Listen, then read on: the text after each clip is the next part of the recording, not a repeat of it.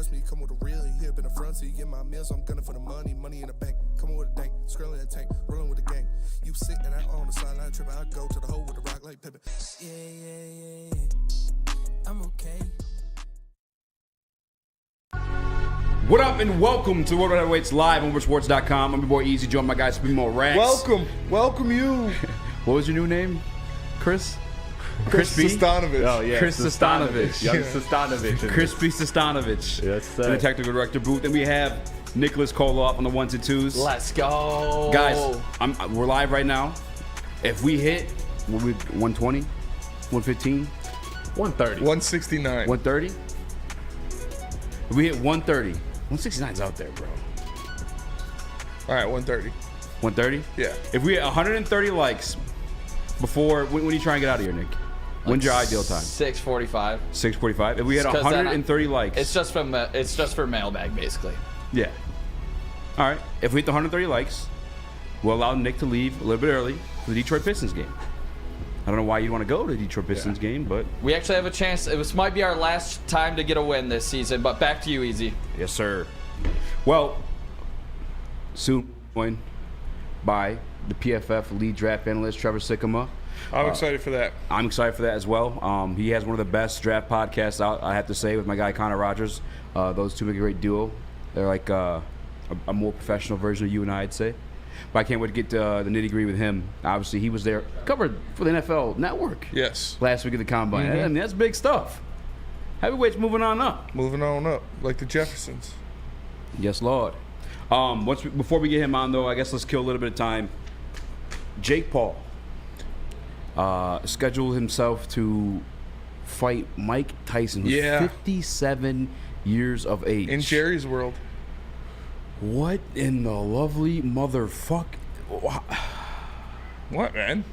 He's 57 years old. He's still Mike Tyson. That's gonna sell. That's gonna do numbers. Bro. Yeah. It's free. It's gonna be free on Netflix. Oh yeah, it's on Netflix. Yeah. That's gonna do subscriptions, bro. It's gonna do subscriptions.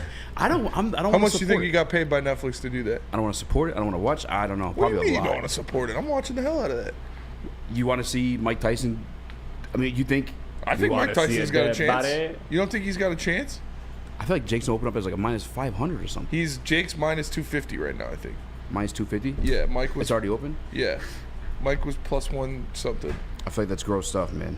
Mike shouldn't be boxing at this stage in his life. He just boxed Roy Jones Jr. I think it's even worse that we're like dealing with like the Ryan Garcia stuff right now too. Like Ryan Garcia's only like 20 something, been boxing since he was 7. Like we're witnessing the damage of like. Do you actually, though, with the Ryan Garcia, I'm curious, do you think that it is all promotion, or you think it's actual, like... I think he's it's crazy. real. Yeah, that's definitely real. I watched just part of it. He did an interview with Breakfast Club like a week ago, and I could tell it was like starting to tweak like right then. I don't really know. Something's going on with that guy. Yeah. I mean, all prayers up to him. I didn't watch the video he put out, but he did put something out on Instagram, and I did say his fight was still going on April 20th. But like at 57, that's like when you start having brain issues already. Then you guys are going there and box on top of it. I can hear you. Oh, is that Trevor? I'm third of you guys. You ready? Yeah. Yep. Well, without further ado, I'd like to introduce the lead draft analyst for PFF. That's my guy Trevor Sikkema, also co-host of the NFL Draft Stock Exchange, one of my favorite draft podcasts. Well, honestly, just NFL podcasts that kind of year-round. Trevor, man, I appreciate you joining us. Sorry for the technical difficulties there. No, it's all good. I appreciate you guys having me on the show. Appreciate you for joining us, man. And it's just great to have someone with your level of knowledge that dives into the draft every year. And I got to get my gripe out of the way early, man, because this is one of my babies in the draft. A guy that I love for the Lions, and that I'm drafting in the PFF drafts, and they're crapping on me for it. And that is Cooper Bebe, the guard / center / tackle out of Kansas State. I take him with the Lions' second pick in the 3rd round. I'm getting an F for it. How do you feel about Cooper Bebe and his draft stock going into this year's draft? It's so funny, a lot of people will hit me up about the Cooper Bebe draft because I am lower on him than I feel like almost everybody. And, I understand what he does well. I really want to recognize that he's one of the smartest offensive linemen that we have in this class. He's so great with angles. He's so great with his hands. He understands how to wall guys off, but I just think the footwork is pretty slow for him. You know, when he tries to mirror guys in pass protection, if he doesn't have help on his left or right, sometimes it can get a little bit difficult when guys get across his face. And I think he's a good college offensive lineman. And, hey, you know what? If he's great in the NFL, maybe I'll eat my words on it. But you got to be a certain level of athlete to really succeed at the NFL level. And when I see him and I watch his tape, I just didn't see that kind of a player. So offensive line is one of those positions, or it's some of those positions where sometimes O-line IQ can trump that kinds of stuff. And maybe that's going to be the case with BB. But, you know, in a league that just starving for athletes, demands that you be a good athlete, he leaves a lot to be desired for me. So that's why I got him a little bit lower. So it shouldn't be an F, though. If you're getting him in like the third, fourth round, it shouldn't be an F. So I guess I got to fix that a little bit. Yeah, I just love the versatility he brings, and I see the snaps that he has in college. I love him in the third round, but I appreciate the breakdown. Yeah. Trevor, I did a 1 through 32 mock draft recently, and I've been noticing Johnny Newton sliding in a couple of these things too. Is that a real possibility for the guy that was once perceived as number one interior defensive lineman in this draft class? Yeah, I mean, it kind of seems like the NFL is a little bit lower on him. Now, you know, when I have my recent rankings, I put him back top 15. You know, some of my rankings, I'm trying to kind of, you know, play a little bit with the mock draft simulator before we turned over to the consensus board. And, you know, I'm trying to make it realistic for the people who are mock drafting. But now that we are having the consensus board, I don't know if it's up and running this second, but it's getting close. Like, I can kind of go back to my rankings being a little bit more pure to my rankings. And I'm going to have Johnny Newton higher. You know, he's going to be top 20, top 15 for me. I think he's a fantastic football player. I really do. Sometimes I worry a little bit about the length, but really the only time where length would be a big issue is how he gets off blocks, and he gets off blocks like a maniac. So the length really isn't that big of a deal for him. So yeah, I agree with you. You know, he was DT1 for a long time, and Byron Murphy out of Texas kind of came out of nowhere. And don't get me wrong, Byron Murphy is a hell of a talent as well. But to me, it's a coin flip with those guys. I think they're both very, very close and should be picked accordingly. I think those are both top 20 talents in this draft. I like both those guys, but where Murphy gets a lot of the hype, I feel like Newton is going very underrated. And kind of to your point, to your question, to me, he's somebody who should be a top 20 pick, and it's going to reflect on my big board as well. Now, what I admire about your Tampa Bay Buccaneers is they got that the interior defensive line. I like how they got the guy that eat the blocks with Vita Vea. Then you got your quick pass rusher guy, and you drafted him last year. Kalijah Kancey. Kalijah Kancey. How do you feel about that pairing, or who would be a good pairing outside of like a Devondre Sweat next to Lee McNeil to, I guess, give us that same factor? Yeah, no, it's been a great 1-2 combo. You know, sometimes coaches want just more beef in the middle, like they just want guys who are run stoppers in the middle, freeze things up for the edge rushers and the linebackers. But every now and then you get a really good 1-2 punch, a really good combination, and the strength and the speed with those two guys, and they play off each other very, very well. You know, when I think about the Lions, I love what Lee McNeil was able to do this past year, really took a step in the right direction. If they want to go with more of a pass rusher next to him, a quicker player, I mean, Braden Fisk from Florida State, I mean, he's the guy that you got to look at, right? I mean, he led the defensive tackles in 40-yard dash and vertical jump and broad jump. He's got the speed. He's got the explosiveness.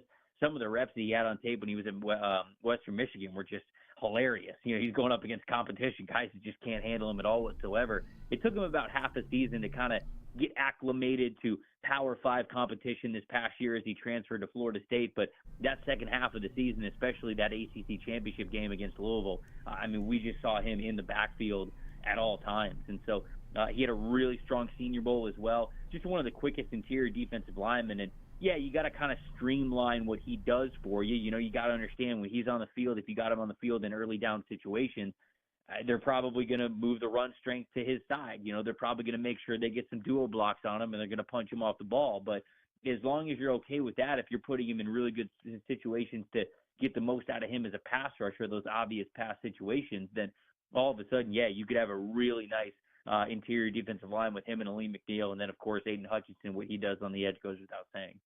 Man, I would love it. I would love it. And a thing that we're trying to add, or that people want to add, is another edge rusher in this draft. And we know Dan Campbell likes the grit guys, he likes the hustle guys, and he likes the guys from home. And there's a guy in this draft that continues to get mocked to the Detroit Lions at 29, and that's Darius Robinson. I look at what he does as an edge rusher, and we know that he transferred from that interior defensive line to edge rusher, so he's not as polished as the other edge rushers, but at his size, 6'5", 290, the way he moves is just different. Where do you see him falling in that draft? Is he going to be a later first-round pick, or has he been jumping up boards because of his Senior Bowl and Combine performances?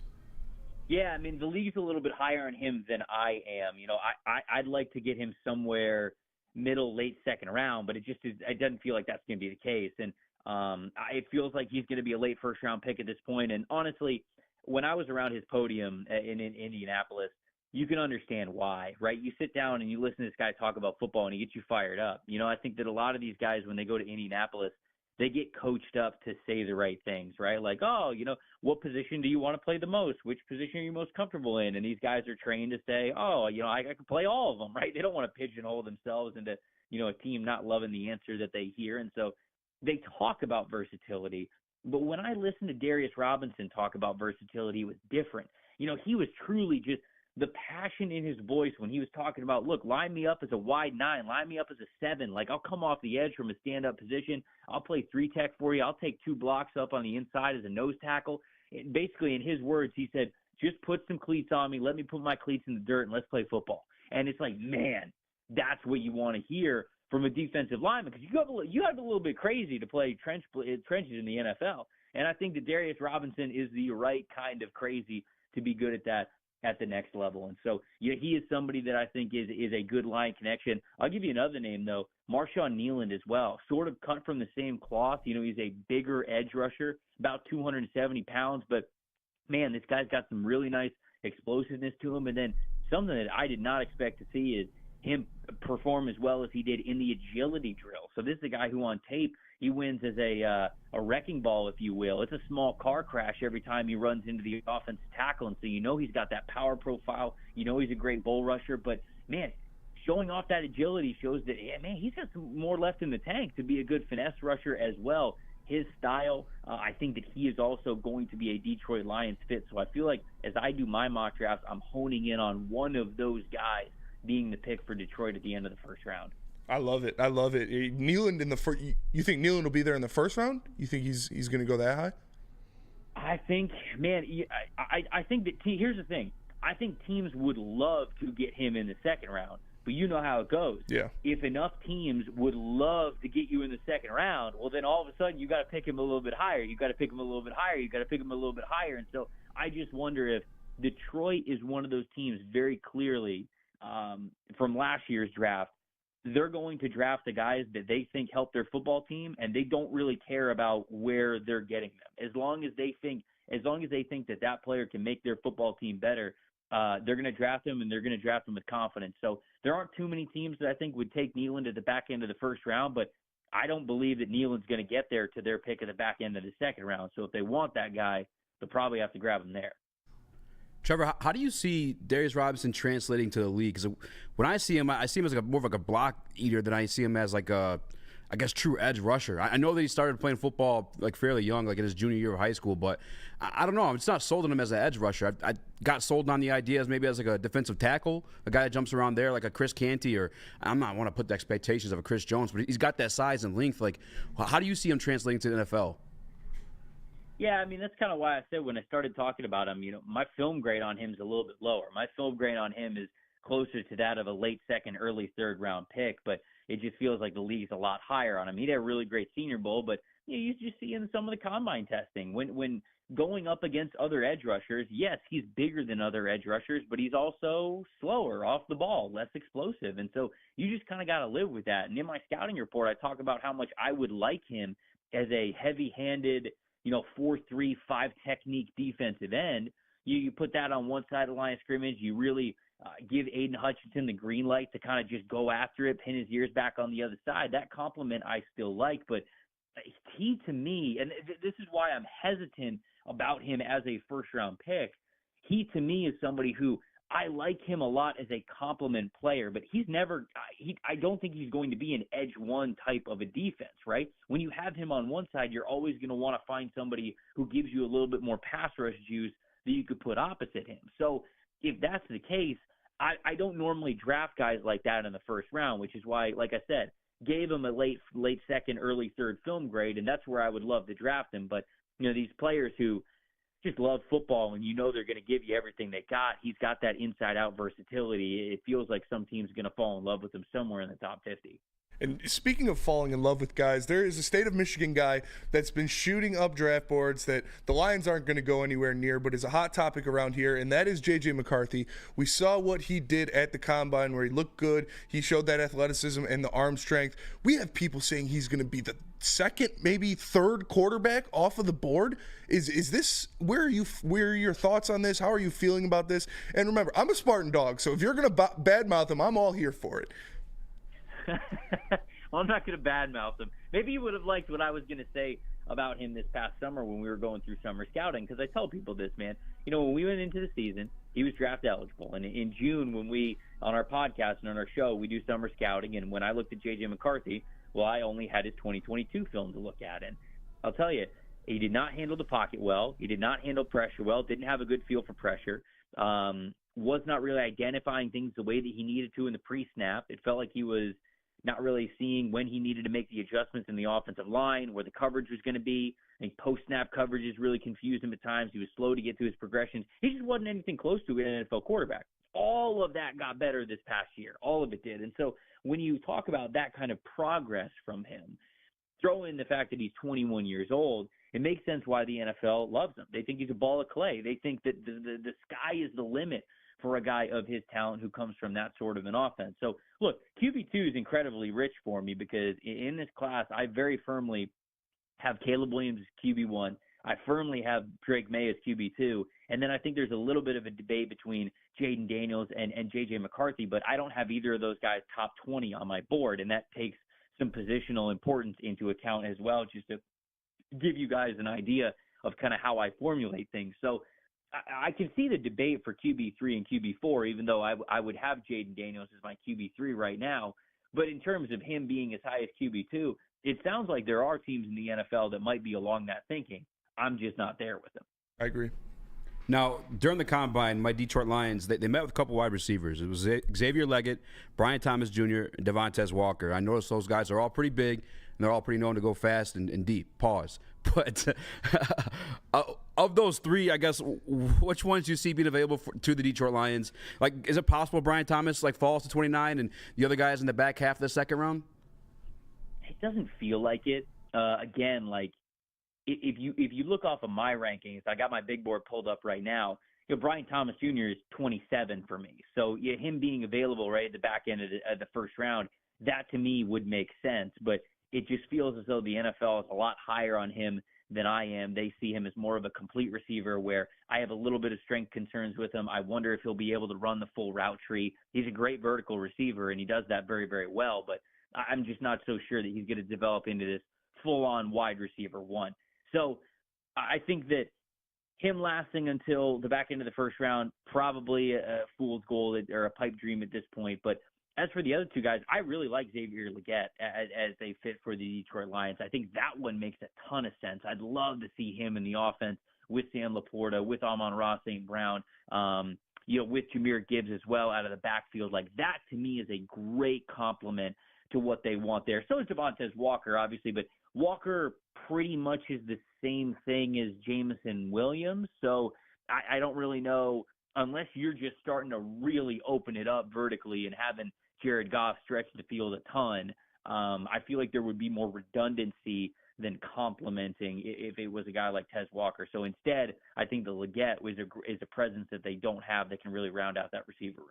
I like that a lot. And we talked about it a little bit earlier about the defensive tackle and defensive line situation going on with the Detroit Lions. Right now, they only have 3 interior defensive linemen on their roster, being Aleem McNeil, Broderick Martin, and Levi Ozarike. We have some people in the chat asking about Jordan Jefferson, the defensive tackle out of LSU. What are your thoughts on him, and where do you think the Lions could get their hands on him if they do decide to attack him in the draft? Yeah, I mean, I think he's a strong dude, and like that's somebody that you can get. And there's a handful of players like that, right? I look at Tyler Davis from Clemson, Jordan Jefferson, like you said, from LSU, Justin Rogers from Auburn, his teammate Marcus Harris as well from Auburn, maybe a Keith Randolph Jr. from Illinois who was running next to Johnny Newton the last 2 seasons. Like those are some players who are going to be day 3 guys that could be really nice rotational players. So yeah, Jefferson's I think absolutely in there. It just kind of depends on where you want to draft him and how much you want to prioritize him. But in terms of getting a day 3 interior defensive lineman, I don't think you have to worry too much about that. I think there'll be plenty of guys available there that they could jump on. All right, and then I also want to ask, so obviously cornerback's like one of the priorities for Detroit Lions this offseason, whether that's through free agency or the draft class. But I feel like Brad really drafts that off of BPA, and I just don't know we'll have one of those opportunities that those guys at the back half of the draft. How do you feel about a guy like a TJ Tampa or I guess Kool-Aid McKinstry's even falling down the boards? But TJ is my favorite. He's a guy I kind of like just fell in love with. Where's he at for you? Yeah, I mean, both of those guys I think would be really nice fits. Now, I was actually having this conversation with somebody the other day, and I was talking about how Kool-Aid would be great for the Detroit Lions. And they're like, nah, he doesn't tackle well enough. And I was like, man, I didn't think he was that bad at tackling. Like, I didn't think it was like that. I think he's a little bit lighter, but I didn't think that he was shying away from it too much. But, I mean, there's no doubt about it. Look, you listen to any coach when they're at any sort of podium or in front of any sort of microphone from the Detroit Lions, and they'll tell you the same thing, like physicality and willingness to tackle, like those are the prerequisites. Like you got to be able to do that or they're not going to consider you. They're not going to draft you. So I think TJ Tampa absolutely fits that bill. I'd say Ennis Rakestraw Jr. as well from Missouri. He's somebody who does that very, very well. Now, unfortunately, man, Rakestraw Jr., I liked him as a back end of the first round guy. I liked him as a Lions target a lot. He did not test well. He just didn't. And, tape is king. I like the tape. I still like the tape from him, but that's tough. It was tough to see. It's tough to question a corner's athleticism going into the league and picking them in the first round. So I wonder if he's more of a second round type of a player at this point in time. So those are the 2 dudes, though, who I think, when I think of the types of corners that the Lions go after, those are 2 guys that I continue to gravitate towards. But then, yeah, I think you could also throw Kamari Laster as well from Georgia in there. Anytime you're playing for Georgia, man, you got to be willing against the run, and I think that Kamari Laster absolutely was. So you throw him in there as well, and then some second round targets, and Andrew Phillips from Kentucky, Renardo Green from Florida State, guys like that, Jarvis Brownlee Jr. from Louisville. I think these are all options for them potentially somewhere on day 3, and then somebody I guess who's a little bit further down the board, Kalen Carson, the cornerback from Wake Forest, who I liked a lot coming into the year. He did not have as good a year as I thought that he was going to, but again, calling card of his game is coming up and willing to be physical. So I do like Carson, and he is somebody who, if the Lions can't get a corner in round 1 or round 2, look for him to be decently high on their board as the draft goes on. Trevor, man, I appreciate the time. I just want to get 2 quick ones before I let you go. One, I saw Carlton Davis as a possible trade candidate for your Buccaneers. Is there any truth to that, and how do you value him as a cornerback for the Detroit Lions man coverage scheme that AG likes to run? Yeah, I mean, look, I think that he would be great for the Detroit Lions. I don't really know if Tampa's going to be willing to give up on him. That would be something that would be a deadline trade, if anything, and that I think Tampa would be having to have a pretty bad year to move on from him, although I think that contract-wise, both him and Jamel Dean could become available over the next calendar year. But clearly with them re-signing Mike Evans, and we think they're bringing back Baker Mayfield, and obviously Todd Bowles is still there as the head coach, they're not just kind of lay down this year, right? They're not looking to just move on from anything. So maybe that's somebody who around the deadline next year could become available, but I do like the fit for Detroit if that ends up being the case. And Trevor, we appreciate you so much joining the show. We know we got to get you out of here, but before we let you go, I do want to give you one draft type critical thinking question. How many owls would you have to see in one day before you thought something was wrong? Oh man, I don't see a lot of owls right now. So I think if I see 2 owls, I go, whoa, that's crazy. 2 owls in one day. If I see 3 owls, then I start to go like, all right, that's weird. And if I see 4 owls, I'm like not going outside the rest of the day. I'm shutting like all the blinds, like all the curtains, like everything, and I'm just, like bunkering up in my house if I see 4 owls in one day. That's fair. I'm with you on that one. Hey, Trevor, man, congrats on all the success. It's awesome seeing you grow. To be on NFL Network, that was freaking sweet. And keep killing it, man. I love the podcast you got going, too. Appreciate you, man. I appreciate it, guys. You do the same, all right? Appreciate you having me on the show. Yes, course. sir. Thank you. Thank you. Dude, the draft guys like Trevor, man, the amount of knowledge that they have, it is insane the amount of knowledge they have, and we just get little pieces of it, and we get to regurgitate stuff that Trevor tells us, and it makes us look good. Exactly. Like 4 hours. Creep us out. Like Trevor, Russ, these guys, man, it's awesome. Just so cool to have a guy like Trevor on. Really appreciate that.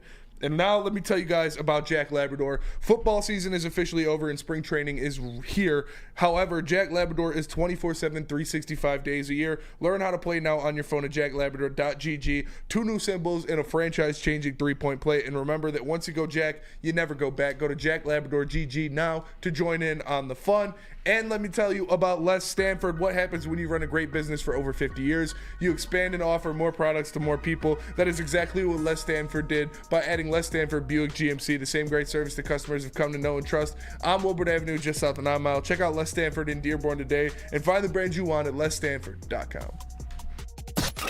A ton of fun, a ton of sports, and a ton of man-meat. Welcome to the Woodward Heavyweights, live daily 5 to 7 p.m. on Woodward Sports.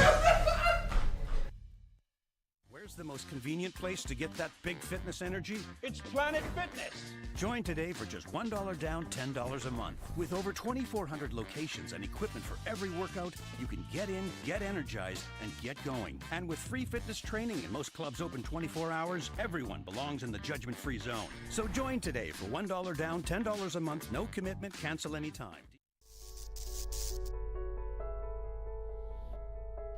We've just received word. The world's cannabis supply has vanished. The public is outraged and has taken to the streets in response to this tragedy. The individual responsible acted alone, and we can only hope they will make things right soon.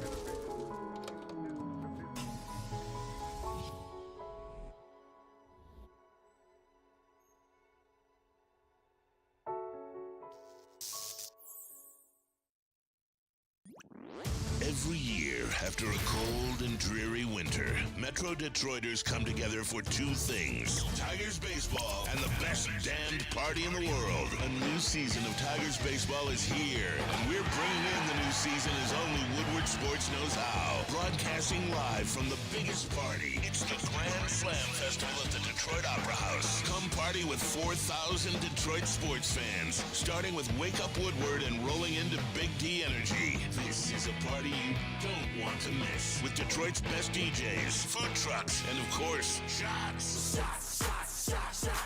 Get your tickets now at GrandSlamFest.com. 21 plus. See you April 5th at the Grand Slam Fest. Are you tired of wearing the same old Detroit sports Merch.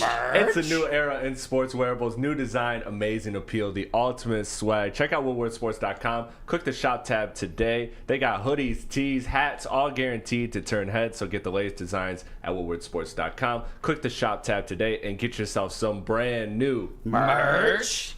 Talk about turning heads. Since 1996, Feldman Automotive has been driven to provide a fast, convenient, and first-class car buying experience called the Feldman Advantage. With 18 locations, there's Feldman dealership in your backyard. Visit feldmanauto.com to find the location nearest you and catch Woodward Sports Network live from Feldman Chevrolet of Novi every other Monday. Feldman Chevrolet, Detroit's #1 Chevy dealer. What up, and welcome back to the World Heavyweights live at WoodwardSports.com. Every boy Eazy, join my guys from Raxter. What up, though? Young Chris, Nicholas Kohloff. Speaking of Nicholas Kohloff, a.k.a. Detroit Mario, disgusting sicko, season ticket holder of the Detroit Pistons, wants to go to the game tonight. So if you get hit 100, was it 130? 135. If you get hit 135, just goes up 5 times. He's great. If we can hit 135 likes in the chat. It's like Bryce Young's height, but in reverse. Yeah, it just keeps going. Yeah. If we can hit 135 likes in the chat before 6:45, we will allow him to leave early to go to that Pistons game. So if you guys love Nicholas Kohloff, Give the man a break. Hit the like button. Eduardo All right. O'Neal's about to make 100 fake accounts. Let's go. What do you say? Eduardo O'Neal's about to make 20 fake accounts. There we go.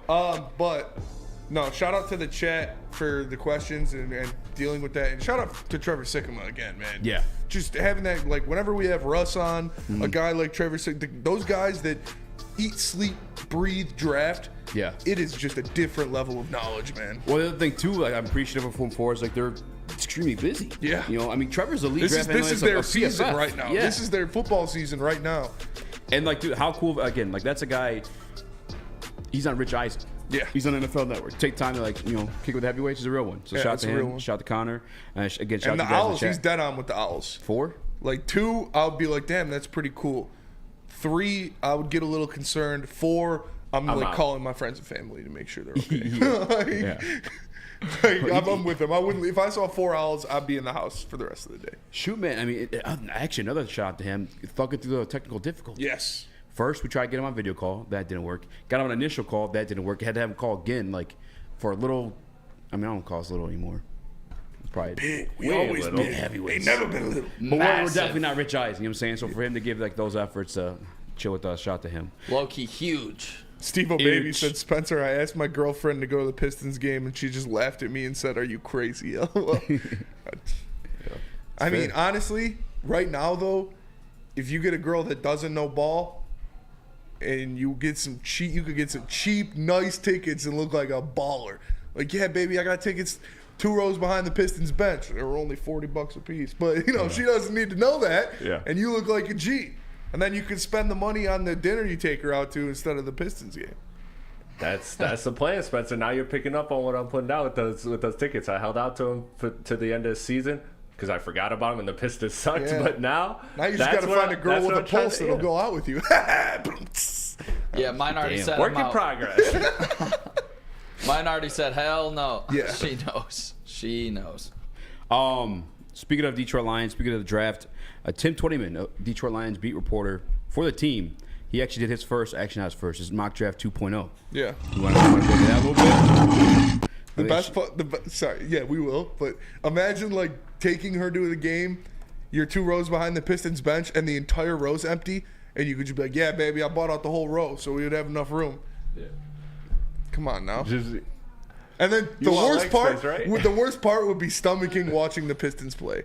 I couldn't. Like being That's something I there, can't like do. acting like this isn't normally. Be like, well, I don't know why they're playing so bad right now. Chris, we went to the Pistons game earlier in the year, and that's after I told myself I was going to watch them until like they start getting calls or like win a game. It was on that awful stretch. Do you saw how I react? I can't take a girl to a game where my team's going to lose because I'm just going to embarrass myself. Every time you tell those stories like that, I think of the story you told of the third down at the line. It's getting good. Get up and cheer. Yeah, dude, it's a true story. Get up, bitch. Like, it's third down. Like, we didn't just come here as a date. Yeah, you want one? Fucking want one. Fucking want one? Get up. No, yeah, when we were watching the game with Chris, every time the Pistons didn't get a no call or a shit foul, I get up and walk off. I get pissed watching my teams, man. I feel you. Count that baby in a foul. Yeah, whatever. Fuck the Pistons. Hopefully, it All will right, night, Tim though. Twentyman. Tim Twentyman. Football. Shout out Sicko. Tim Twentyman. Releases mock draft 2.0. Obviously, number 1 overall, Caleb Williams. Number 2 overall, Jaden Daniels. A little bit of surprise there for you? Not really. I'm not surprised by that. I think he's my quarterback too in this draft class. I think he showed that he can do it with the legs and with the arm. He obviously was playing against NFL talent in the SEC and with NFL talent with those receivers that he had on LSU. So I like Jaden Daniels. I think he's going to be a good player in the NFL. Sorry, I just texted. I have more faith in Jaden Daniels being a good quarterback in the NFL than Drake May. I gotta be honest with you guys. I didn't do a deep dive on the quarterbacks this year because I just knew it wasn't something the Detroit Lions were gonna address. Jaden Daniels is, dude, he's a monster, man. That offense was also elite, though. Yes. Like, with those wide receivers, they're both I projected. mean, so was Joe first Burrow. round. Like, Joe Burrow was in an even better offense. They had the best offense maybe Yeah. ever in college football. Burrow did. That's so crazy that he had Justin Jefferson and Jamar Chase on the same team Insane. in college. Yeah. Like, Dude, what? Think about a better 8-year start to your career Yeah. like that, and then you go to the Bengals. Yeah, and you got Jamar Chase again and T. Higgins and Tyler. Yeah, honestly, that's crazy that he had that as a college lineup. Joe Burrow. Yeah, that's like when you look at the Alabama receiving core that was Jalen Waddle, Devontae Smith, Jameson Williams, and Henry Ruggs. It was all 4 of them. I was like, dude. Yeah. And then their quarterback room was Tua, Mac Jones, and Jalen Hurts. That's disgusting. Gross. Third overall, he has the Patriots taking Drake May. I mean, that makes sense to me. Yeah, he looks like a Patriot. Marvin Harrison Jr. to the Cardinals. What do you mean by that? I think that's like the biggest lock of the draft, other than Caleb Williams. Marvin Harrison is Jr. the Cardinals taking Marvin Harrison Jr. Yeah. So when I was doing my mock, I was like, honestly, like, because don't they need some offensive linemen? I feel like he just paid Kyler. They do, yeah, but like, why don't you invest in protecting him? You don't miss, like, you can't pass up on. That's what a lot of people are saying. Yeah, Marvin Harrison. He's a generational wide receiver. So I was listening to, 4. I think it was Jordan Reed. And he's like, everyone uses that term too much now, generational. He said, I'm going to start using the word statue, like statue builder. He said that's what Marvin Harrison Jr. is. He's a step above generational. Is he perceived in that light? Yes, he is. Yes, he is. He put him in the tier of Calvin Johnson. He's perceived as the best wide receiver prospect in the draft since probably Calvin Johnson. Yeah. If Kyle McCord could throw this year, he'd probably have 2,000 yards. Yeah, he would have won the Heisman. He would have won the Heisman if Kyle McCord wasn't a bum. He still ripped apart Michigan's defense, and they had a chance to win the game. He was dogging in Ann Arbor this year. Sandstrom. No. Everyone. No. Johnson. Will Johnson. Will Johnson. Will got him a couple times. But then when after Marvin Harrison Jr. got him like 3 plays in a row, Will was like, "Oh, hammy," and went off. And Will had an interception to start that game. He was, and then he was getting bodied the rest of the game. Like the guy Marvin Harrison, he is a different level. Like we've seen good receivers come out of Ohio State the past fucking 10 years. So you just not passing up on him? No, not a chance. That's fair. If you even somewhat need something, if it's not quarterback and you need something else, you take Marvin Harrison Jr. He is the best player in this draft, I think. Like, that's fair. Throw positional value out of the window. I think Marvin Harrison Jr. is the best player in this draft. Yeah, that makes sense. Just like play it safe, go with the guy you know is for sure going to be good. Number 5, Los Angeles Chargers taking Brock Bowers.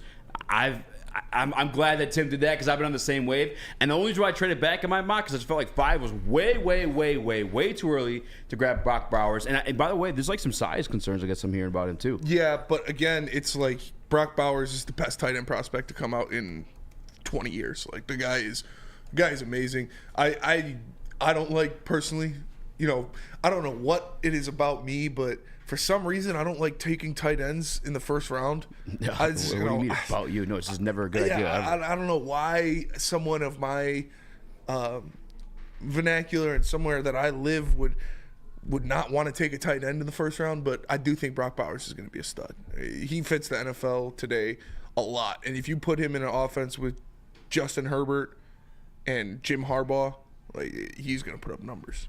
From then on, and I'm glad. I just don't know if this is happening at 5. If you're going to grab him, I think they should trade back. But if they take him at 5, I don't have any issue with it with all the hype that's going around him. I mean, I guess I do have an issue with it. It's kind of gross. Bowers at 5? Odunze? Yeah. Oh, no way. DNC. DNC ENT is saying Odunze is better than Marvin Harrison Jr. Some people tried making that claim, but he didn't show out really in the 40s. No, it's not true. He's very good. He's probably number two wide receiver in this draft, but it's a big gap. What were you saying, Nick? Yeah. They struggled against Michigan. Penix couldn't find him. Yeah. He was open a few times. Yeah, and we were getting pressure on him. But Bowers was the best player on that Georgia team that had filled with talent, top prospects. Bowers was always the best one. Yeah. I think he's going to be an absolute dog coming out, even if you do draft a tight end that high. I think he's the best tight end to ever come out. Ooh. Yeah. Ever. Wow. Yeah, I think he's going to be an absolute dog for the Chargers. I think he's a lot better than Kyle Pitts. I'll tell you that. Yeah, for sure. I mean Kyle Pitts, at the tight end Kyle position, Pitts was a dog prospect, but like Brock Bowers, was weird. He's got the production and the size and speed and athleticism to go with it. I just think it's such a fit for what Jim Harbaugh is offensively everywhere he's been. Especially he went and he grabbed freaking Greg Roman as his offensive coordinator again. If you don't remember him, he was there when San Francisco when they're going to the Super Bowl. It's run. That's all I like to do. And I think they're going to sign Saquon. And to give that kind of mismatch to a guy like Justin Herbert, tight end is the ultimate mismatch position on offense because they're too big to be covered by corners and they're too fast and athletic to be covered by linebackers. Especially a guy like that with Justin Herbert slinging that bitch. Did he run a 40? I don't know. I don't think he did. I don't know. Because no one talked about it if he did. What were you about to say, Nick or Chris? I was just about to add to it, another reason Chargers should take him is I know he's not the same position, but they talked about last summer cutting Keenan Allen, right? Like they talked about, we've talked about the Chargers cap space, and that is not the most ideal situation. They're going to have to make some crazy cuts. So I wonder if, taking him kind of makes that more likely, even though they're different positions on offense. It's just like if you're gaining one elite offensive weapon early in the draft, then maybe that makes, cutting Keenan Allen or trading Keenan Allen a much better option. Yeah, they definitely have to do something. It's kind of crazy. All these teams dropping players just to save some cap space, and the Chargers are one of the teams that need to, and they've yet to drop a single human. By the way, Saints signed Vernon Davis was probably Vernon Davis. Vernon Davis was fucking so Vernon Davis up there coming out. Who is he taking first round? Yeah, like 15 something. Yeah. Either way, the Saints, who are in cap hell, just re-signed Tyrann Mathieu, 2-year deal. Yeah. I don't know. I don't understand how they do it. I don't understand it could be like $30 million underneath where you need to be for the cap space. Yeah. And just keep on. Because right now it's nothing is official. You can agree to terms, but they're doing all the projections like, okay, we're going to make this cut or this roster move or blah, blah, blah, or restructure this contract. So right now they're agreeing to terms. I mean, we see this in all sports. They're agreeing to terms. It doesn't mean that they necessarily signed them today. Legally, like what's you going to said, happen, they can't. though? I mean, and there's $17 million underneath the cap. Yeah, but that means they're going to find a way to for sure maneuver. And I think it's Steve Wilds in the Woodward Sports chat said, Bowers will be okay, but not Laporta. Bro is too small. At draft day, Sam Laporta was 6'3" and a quarter, 245. At draft day, Brock Bowers is 6'3", 243. So they're the same size. And for the chat, he said he's always going to get hurt. He played 15 games his freshman year and his sophomore year, and then he played 10 games his junior year when he was a certified lock to go top 10. Yeah. So that's just wrong. He's the same So size missing as some Sam games or what? Laporta. He missed 5 games last year, but he was a certified lock to go top 10. That doesn't surprise me at all in this day and age. I'm of the belief, and I get it, but especially the tight end position from our history as Detroit Lions fans, I just need to see it. Like I'm not. We call him the greatest college tight end, and I'm cool with that. I'm not gonna speak on him as a pro until I see at the tight end position of all. For sure. This dude runs circles in front of Hawkinson, Ebron. We'll see. Anything. Yeah, we'll see. Kyle Pitts is supposed to be that too. He runs circles over Pitts. Yeah. Let's go to break real quick. When we come back, we can finish arguing over Brock Bowers. Continue on 10-20 minutes mock draft. But before spinning, tell us about Guardian Alarm. Guardian Alarm offers you customized solutions from real experts. Their professional technicians take the time to recommend security and automation solutions specific to your needs. They also have 24/7 professional monitoring. You can call them anytime, day or night, and no Guardian Alarm team member will stay on the phone as long as needed. And of course, they have technology backed by people. Your safety and security deserves technology that's been proven to work and people who have been proven to care. So call them at 1-800. Stay out. That's 1-800. Stay out. And let them know Woodward Sports sent you.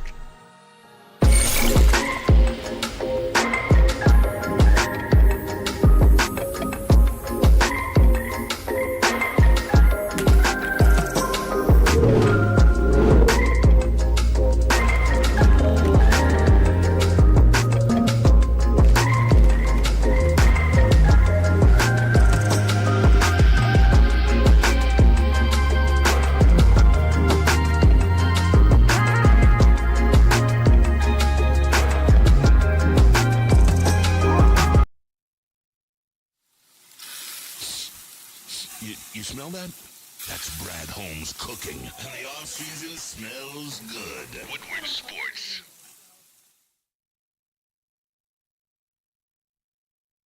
How would you like to win not one, but 2 vehicles of your choice? One for you and one for your wife, your girlfriend, or your best bud. Get to Lady Jane's today for an award-winning haircut and automatically enter for your chance to win. Courtesy of Les Stanford Buick GMC of Ferndale. Lady Jane's, open 7 days a week, walk in anytime. It's wicked awesome.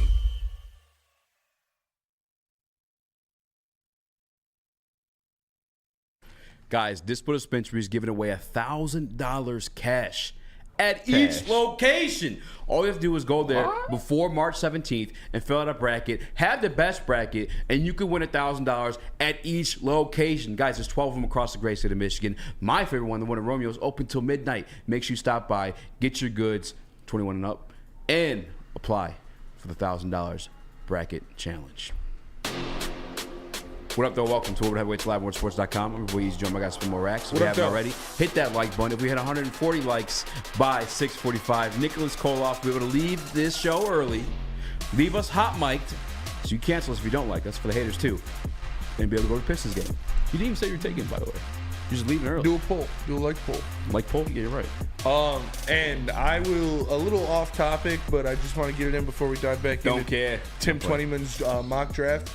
I tried boba tea for the first time today. Oh, disgusting. That shit is gross, dude. I don't understand the hype. Like, I'm a weeb too, so like. What's a weeb? It's people who love anime, anime nerds.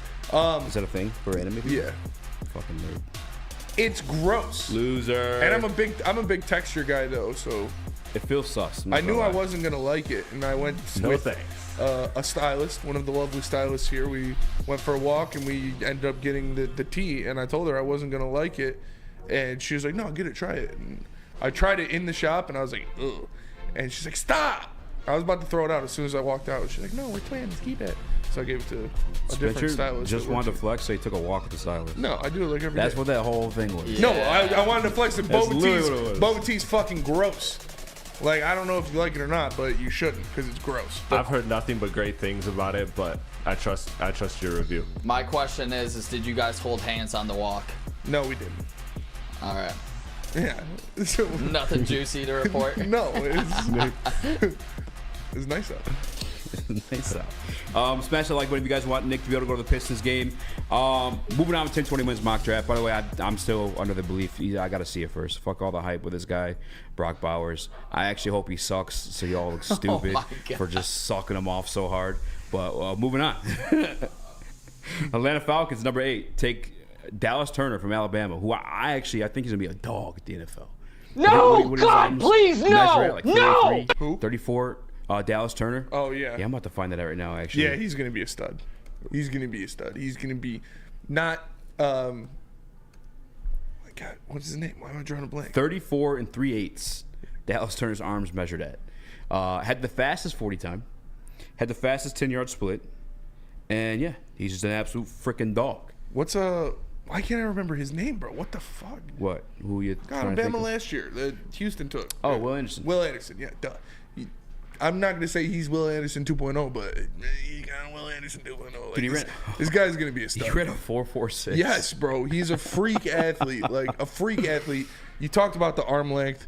You watch his tape. Like, the tape doesn't lie either, and his tape does not lie. The get off, the amount of pass rush moves he has, the violence in his hands, this kid's going to be a stud. 1.54, 10-yard split, too. I think he's a dog. Yeah. All right. This one I'm not a fan of. And this is the guy I heard that could be taking over Marvin Harrison Jr., but I think, again, that's a little bit of draft fatigue when people are just poking holes. Yeah, Malik Neighbors to the Chicago Bears at 9. Meaning the Chicago Bears would have Caleb Williams, who I do think we all see as a generational talent. We just don't know how it's going to pan out career-wise. Statue talent? I don't know, man. I want to see him also like just play the game. He could be the first Bears quarterback to throw over 4,000 yards. Oh, he will be, without a doubt. He could. We never know. I mean, if anything crazy happens. Well, listen, you got Malik Neighbors, and then you also have DJ Moore. Yeah, it's gonna happen. Yeah. That who's their tight end? He's a Cole Kmet. I like Cole Kmet. Dog. I mean, the Bears. If they keep him upright, he's everything he's advertised to be. That's actually pretty fucking scary. I'm not gonna lie. I do not like that. I do not like the Bears grabbing. Moore. Yeah, I do not like the Bears grabbing Caleb and Malik Neighbors. That would. That would. Dude, suck. can we like? And they just re-signed Jalen Johnson. That's $76 million 4 years. I mean, it's a lot of money, but they got it. Isn't there like pirate rules where we can go and like steal one of their draft picks? What? Yarr, give me your booty.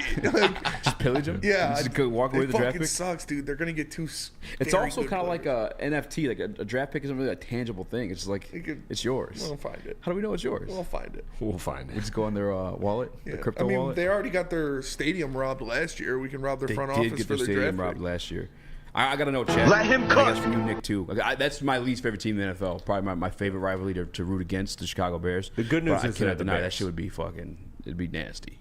What were you saying? The good news is they're the Bears. So like when things look great, they're the Bears. I mean, they look super smart for passing on Bryce Young right now. Not gonna lie, and having the chance to take Caleb Williams. They actually made a good football move. It's what do they do with these moves?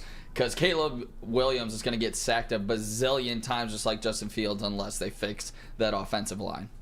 If you're them, do you grab one of those tackles? Or what are you freaking out about? A couple black-on-black Jeeps with Red Wings flags on the side of them rolling through Birmingham. Oh, the Red Wings. Probably. I don't know. It might be. Big fans. If you're the Chicago Bears, you pass up on grabbing a tackle to protect the boys? I mean, I would grab a tackle if I was the Bears, but I don't know. You got money, so if you like the free agent tackles better than you do the free agent wide receivers, go get your receiver and then sign some offensive linemen.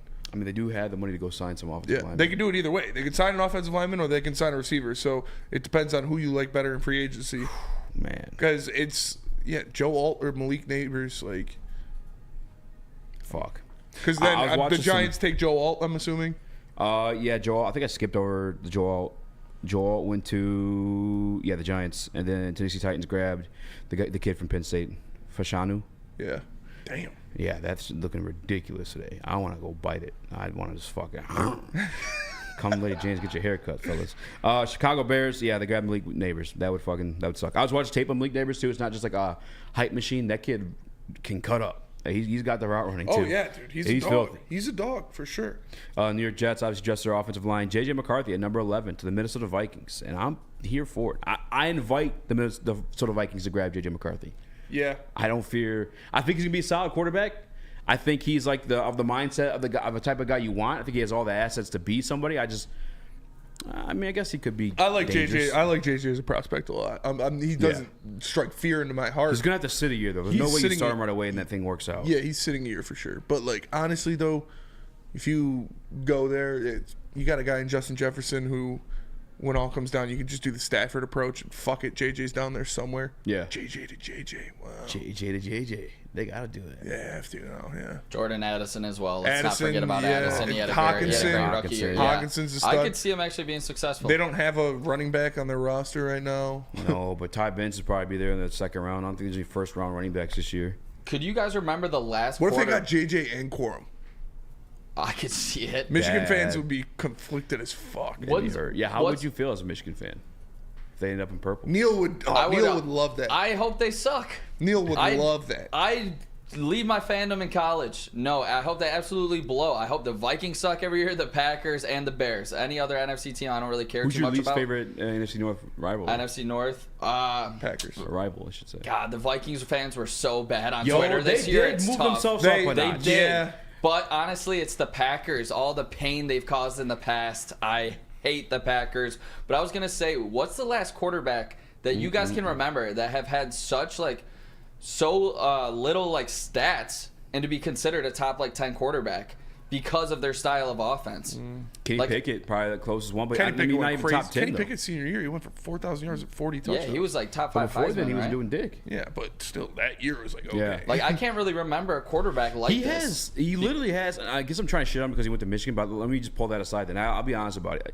He has He's got the talent. He's got the skills. Right, 6'3". Yeah. Kid can run. He's got an arm. He just doesn't really have to layer his throws and exactly. those in betweens. But that's why I'd say you sit him a year. He has he's of the mindset of he doesn't need to be all him or rocket arm. He's a winning mentality quarterback. You know what I'm saying? He's not going to make it selfish. He seems like a good kid. Yeah, seems like a good kid. He's a leader. He's a media whore though. Great at meditating. He is, Why bro. is he media? What? Yeah, the meditating shit. That's not a media whore. That's him meditating. Do it in the locker room. Why you got to do it on the field? Because there's cameras there. No, you do it on the field because that's where you're playing. He does everything for the cameras. Takes off his shoes, lets his feet touch the grass. That's how those yoga guys are. Meditating. Yoga people. Hey, it works. They're weird. It works. It did work. He won the natty. It did work. Let me find this draft again. I apologize. He does have great size, Brandon Dillinger. Broncos grabbed Terry Arnold. Oh, damn. What pick? Raiders. They just released Justin Simmons. 12. They did just release Justin Simmons. A lot of safeties on the market. I feel like that's good for us, though. Good for us. Market, for sure. Because he's not going to be able to go get the bag that he wants. Exactly. Yeah. Las Vegas Raiders grabbed Jared Verse, who I think people are sleeping on him. He had a freakishly large arms is what I was going for. That one. He had a freakishly large pair of arms. arms. I think Jared Verse is going to be a dog on the NFL level. New Orleans Saints grabbed another offensive lineman. Not another offensive lineman, but Troy Fontu. He plays like all 5 positions. Colts grabbed Byron Murphy. I think he's going to be a dog. Jackson Powers Johnson, that's your guy, Spin. He goes 16 to the Seahawks. 16, wow. And it's kind of high. But he played. So I said that. I did that in my mock draft when he went 19, and a Rams fan commented on it, and they were like, "Yo, what the fuck? Why would we grab a center that early?" And I was like, "Well, the picks following you. Everybody that needs centers, the Dolphins, the Eagles, and somebody else after that too." I'm like, all 3 of those teams, Steelers, can easily grab a center. And by the way, he's not more than just a center too. He moonlights as a guard, or can be a guard. Moonlight. Is that early though? You thinking? No, he's definitely going to be the first interior offensive lineman off the board, and like you said, that's a stretch of teams that need centers. So I'm not mad at that. Quinyon Mitchell, 17 to the Jacksonville Jaguars. I like that fit a lot. That makes sense. The Jags, yeah. He could play a little bit of man coverage. He's got the speed. I wouldn't be surprised if he ends up being QB1. I'm actually working on getting, you weren't here for it, but Brian McFadden back on the show to get his take on some of these cornerbacks and free agent quarterbacks as well for the Detroit Lions. Latham out of Alabama ends up in Cincinnati. That makes sense. The Rams, this made a lot of sense. This is a pick I almost made for them in my mock. Latu out of UCLA to the Rams. I think you got Aaron Donald inside, Latu outside. It could be a little bit of a deadly combination. And they got Kobe Turner too. Yeah. He's pretty. Remember, they're trying to trade for. Listen, I love Kobe Brian Turner. Burns. I love Kobe Turner, but like, What? Rams fans got a little. They got to temper their expectations for Kobe Turner a little bit, because like, anybody is gonna look 2 times as good as they actually are when they're playing next to Aaron Donald. Yeah. That's flat out. Like, I think he's good. I think he's a good player, but he's not this. I don't think he's this generational defensive tackle. I think he's playing next to a statue defensive tackle. Yeah. Like, so it makes you look a lot better than you are. That's you're on the money. What were you about to say, Nick? Latu to the Rams. Were you about to say anything? I think you started talking. I apologize. Got nothing on it. All right, well, we'll get right back into this, but let me tell you about Planet Fitness, because Planet Fitness is the home of the judgment-free zone where anyone, and we mean anyone, can feel comfortable and work on their fitness goals. No matter where you're at, there's a Planet Fitness close by, more than 50 in Metro Detroit and thousands more throughout the world. At Planet Fitness, you'll experience a squeaky clean gym that has tons of equipment, a full-body workout in just 30 minutes, a 30-minute circuit. And all memberships include fitness training. You get all of that for just $10 a month. No commitment necessary. Planet Fitness, where your fitness is essential. Stop searching for a vehicle and start finding one. Les Stanford Chevrolet Cadillac makes it easy. We harness the power of multiple dealerships and own the biggest selection of GM brands in the area to get you the car you need. With the Les Stanford Group, you'll have access to 4 different dealerships, providing you with more makes, more models, and more choices. We're connected to more than 1,000 vehicles. And with so many high-quality CPO vehicles available, you'll find new car quality at pre-owned prices. You can start and end your search at lesstanford.com today. Love Woodward Sports? Love wearing clothes? Then you should be wearing Woodward Sports clothes. Check out our full line of merch at woodwardsports.com. Just click on shop. We have all your favorite designs, like Dan Campbell kneecaps, Woodward golf, and of course, our own logoed out merchandise. Men, women, infants, kids all love Woodward Sports. Impress your friends. Impress your boss. Impress your dog. Buy Woodward Sports merch today.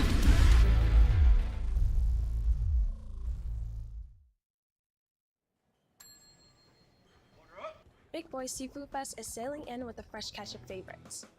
Dive into fish and chips, our new palm-crusted cod, perfectly fried clam shrimp platter, or a delicious fish sandwich. Try our new mango iced tea, the ultimate complement to our popcorn shrimp, our all-new fried pickles, shrimp alfredo, or shrimp stir-fry. Experience all the sea has to offer every Friday night with our all-you-can-eat seafood buffet. Every day is a fish fry, only at Big Boy. Premier Pet Supply, give your pet the best. Premier Pet Supply is hands down Michigan's best pet store. Same prices and all the conveniences of the online and big box retailers, with one major difference. They're family and locally owned and operated for 30 plus years. Over 60 brands of food with nutrition experts to help you. Same day local curbside home delivery. Premier Pet Supply, give your pet the best. www.premierpetsupply.com.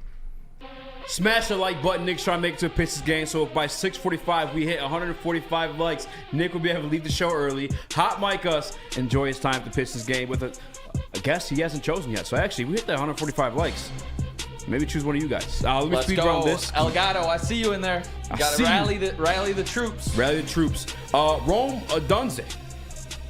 falling all the way to 20 in 10-20 minutes mock draft. Wow. I don't think that happens. I don't think that happens. But that's either. the Steelers. Miami Dolphins, Nate Wiggins, that's our guy. I expect him to go before us. I'm not too hurt by it. You say Philadelphia Steelers, Eagles. Nate Wiggins? Steelers, Roma Dunze. That makes sense. Who takes Nate Wiggins? But I don't Nate think Wiggins goes to the Dolphins. Did the Eagles take Cooper DeJean? Texans, Chop Eagles Robinson. take Cooper DeJean? Eagles take Cooper DeJean. Actually, They need some. They need everything in the A backfield. safety, Yeah. I like that. Actually, I like that pick a lot. Cowboys grab a tackle. Marius Mims. Rakenstraw gets taken at pick 25. I think he falls to the second round unless he has an excellent pro day. Does he get? Are we getting Johnny Newton? He hasn't been taken yet. Buccaneers 26 grab Brian Thomas Jr. Arizona Cardinals grab Kool-Aid McKinstry 28. The Buffalo Bills grab Adonai Mitchell. We're getting Darius Robinson or Johnny Newton. At pick 29, Twin 20-man, Detroit Lions official team reporter drafts interior offensive lineman Graham Barton out of Duke. That feeling you just had is just how it's always going to be when you draft an offensive lineman. They're boring, but they're essential. They're essential. No, if that's the pick, I'm cool with it. You need that. Like I said, I think priority number one for re-signing players for the Detroit Lions is Graham Glasgow. I think you need to bring back Graham Glasgow. The chemistry he has with guys like Frank Ragnow, Taylor Decker, and the chemistry he built with Penei Sewell last year is extremely important. The way he can move around the offensive line, where he can play center, he can play both guard spots, is also extremely important.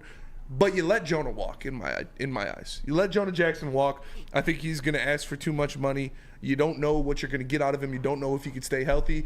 Now, if you could guarantee me that Jonah Jackson plays every game, I'm signing him 100%. But you can't make me that guarantee. And I do think you should go after a guard in this draft in the first 3 picks that you have. So if you get one there, he is arguably the best guard in the draft. I don't think so, but he is arguably the best guard in the draft. So I would not be mad at that at all. I actually just watched an interview with him with the other guy from the podcast, the NFL Stock Exchange, Connor, and he got to interview him with NBC, and he played all 5 positions. This guy, Graham Barton, tackle, interior offensive lineman. He prefers center of all things, which is obviously something you need too. Here's Tim's right up on it. He says the top 3 needs in my book heading into free agency are along the defensive line, at cornerback, and potentially interior offensive line. Quarterback is certainly an option here, but I think this is a pretty deep class of corners, and Lions GM Brad Holmes has proven he could find starting day 2 talent in the secondary. Brian Branch, Kirby Joseph, Fonte Melifonwu, none of which play corner, but that's a good point. It's Graham Barton. When we get to this spot at 29, there's a great chance an interior offensive lineman or wide receiver is a top player on Brad Holmes' board. Holmes said he won't overlook the offensive line this offseason. If Detroit can't re-sign unrestricted free agent Jonah Jackson, this makes even more sense. Barton would be a great addition in Detroit with his technicality and versatility. He started his career at center and transitioned to left tackle, but projects more inside at the NFL level. At 6'5", 313 pounds, he's terrific length and could really play all 5 spots up front if needed. He starts at guard and is a long-term answer at center. I think he ultimately gives Power Johnson a good run for the best interior offensive lineman in this draft class. I'm cool with it. It's just we have to do it. It's both everything he just mentioned between the guards and just Graham Glasgow. I'm sorry, not Graham Glasgow, but Frank Ragnow for the future. This pick makes 100% sense. If he's there, I'd love it. Obviously, we know this regime in general just loves versatility. I say it like that now too. Damn it, I'm just stuck saying it the wrong way. I mean, it's not the wrong way. It's just the inflection. Versatility. Is there an A in there? Ooples and banunus. By the way, cohesiveness was a word. Cohesiveness was a word. Yeah. You piece of shit. Yeah. Fucking, I went to college. Look at me. Either way, where you at with that one, Nick? Versatility. For this offense to remain a well-oiled machine, it has to have a dominant offensive line. So I would absolutely love this pick and the versatility to go with it. I'm down for Barton, especially because we don't know Frank Ragnow's future. He's one of those guys where he will always have a question mark. At the end of the season, will he be back the following season? We just don't know at this point because that toe, I believe, is inoperable. So that always concerns me. So if you do have to use a first rounder this year, you don't have to in the future because he can play multiple spots on the line. I like it a lot. I am super down to bring Graham Glasgow back because I think he meant a lot to this team. And I don't know if this team has faith in a guy like Colby Sorsdale stepping up or a guy like Yodi. Do you guys see that possibly being a hole or like a fill-in spot? Do you think they go into this season with one of those guys playing that left guard, or do you think they absolutely have to sign or draft the guy? They have to either draft or sign a starting left guard. I don't have the confidence in Yodi, or no disrespect to them, but we're on a Super Bowl run. Yeah. We're trying to win a Super Bowl next year. So, and this is your calling card. This offensive line is who you are, what your team is built off of, and what you do best is the offensive line. So I would not feel comfortable with Yodi or Sorsdahl being the guy at left guard for a Super Bowl season. According to OTC, the Detroit Lions with $43 million in effective cap space. You guys, I don't know if you saw this on Twitter, but Ezra Cleveland, formerly of the Minnesota Vikings, he's now with the Jaguars. He signed a 3-year deal, $28.5 million, $14 million guaranteed. Does that make Jonah Jackson seem more affordable to you? If you were to grab him at like that's like 3 years, $30 million tops. I feel like what Jonah Jackson would be at that point. I still wouldn't want to pay him that much. $10 mil? $10 mil a year? No, I'm good. Yeah. I mean, I don't want another Vitae. Gets hurt a lot, I don't want too. another Vitae situation, man. I don't. Well, Vitae, that's one. He was just completely gone. Jonah's like spotty at least. Yeah, but that's what it starts with. Yeah. You know, it's a slippery slope, and I love Jonah and his ability and what he can do, but your best ability is availability. And if you're telling me I would have to pay Jonah $10 million a year, or I could draft a guy and pay him $6 at the most, how much is the 29th pick getting paid? Maybe $3 million a year. Yeah. Like, so, yeah, I'd much rather do that. Chris? Yeah, I think, again, you guys hit all the points. Like, this is the heart and soul of this team. This is what makes – this is the engine of everything, is the offensive line. So I'm all for using a pick, even if it's an early pick, to rebuild that. Because, you know, there have been over the last couple years – I know that's typical with offensive and defensive lines, but there's been a lot of plug and play. Especially 2 years ago, not this year, but the season before, there was a lot of that. And so to be able to build some a young, stable core of that going forward will make Jared Goff and everybody's life easier. And again, I'm a big believer of, you know, while your room is strong, using that to build the next wave, the next group. And, you know, while you have guys like Frank Ragnow, who this could be his last season, that's a great guy, a great mind to pick from. That's like to have him and Panay there, and just to be able to pick their brain every day. Whatever rookie you draft as an offensive lineman, like, they are starting with such a leg up as opposed to the rest of the NFL. So I like that, and I think Brad Holmes understands that mentorship part of the game, and I think that's another reason why, if the best cornerback isn't available here at this pick, you take an offensive lineman. I am of the mindset where I'd want to take the offensive lineman too. If I was making an argument to re-sign Jonah Jackson, I'd bring up that cohesiveness that Dan Campbell talked about, like wanting to bring everybody back because they know everything. That again, he talked about returning all the same coordinators. You're at Detroit Lions football 401 versus Detroit Lions 101 with like new guys in those situations. But I think with the veteran leadership that we have, Hank Fraley, I think we have the manpower to get it done, to get these guys in tune with what we got going on. I know it's a complex run scheme, but I've seen guys in there. Actually, in the NFC Conference Championship, you had Ayoade there at the guard spot, and they were straight. Obviously, like a guy like Joey Bosa is going to get his, or Nick Bosa, he's going to get his, but from the interior, he kind of held it down there a little bit. So I think if you got a guy that's of a first-round talent, a guy that could go out there and play the tackle position, almost any position, I think there's so much value in that. I would love Graham Barton to be the pick here. I have no problem with that whatsoever. Hank Fraley is the best offensive line coach in the NFL. Ben Johnson is the best run scheme creator in the NFL. And those two guys putting together one new guy on this offensive line, I'm not where I have the utmost faith in the ability of Hank Fraley and Ben Johnson to usher in a new guy at left guard, especially like you said, you're putting him in between Frank Ragnow and Taylor Decker. Two guys that have been in the league for a long time now. Two guys that have been in this system for a long time now. You couldn't be in a better spot other than being in between, I don't know, Frank Ragnow and Penei Sewell. So, like, I wouldn't be worried about it. R.J. Graham, Bill Walton's beard is spitting truths. He's out talking about Chris. Nick? Yeah, that's good. And Spenmo, you just brought up Taylor Decker, and that's another reason why this guy's versatility is so big, because we figure Penei Sewell's probably kicking out next year to left if we don't re-sign Taylor Decker, because this is the last year of his contract as well. Graham could do that. If throw him at right tackle, boom, then you're fixed on that side. So it's just the versatility. You gotta love it going for a prospect, and that he's considered a top 3 guy in this class on that O-line. Definitely down for it, or for the interior of the offensive line. Now, with every case we made to validify that draft pick, which I think everyone's kind of bored with it, knowing that Johnny Newton was also there, and you pass up on him. And defensive side of the ball is like where you need to butter your bread over there. Let's talk about when we come back. We got a break. Think on it.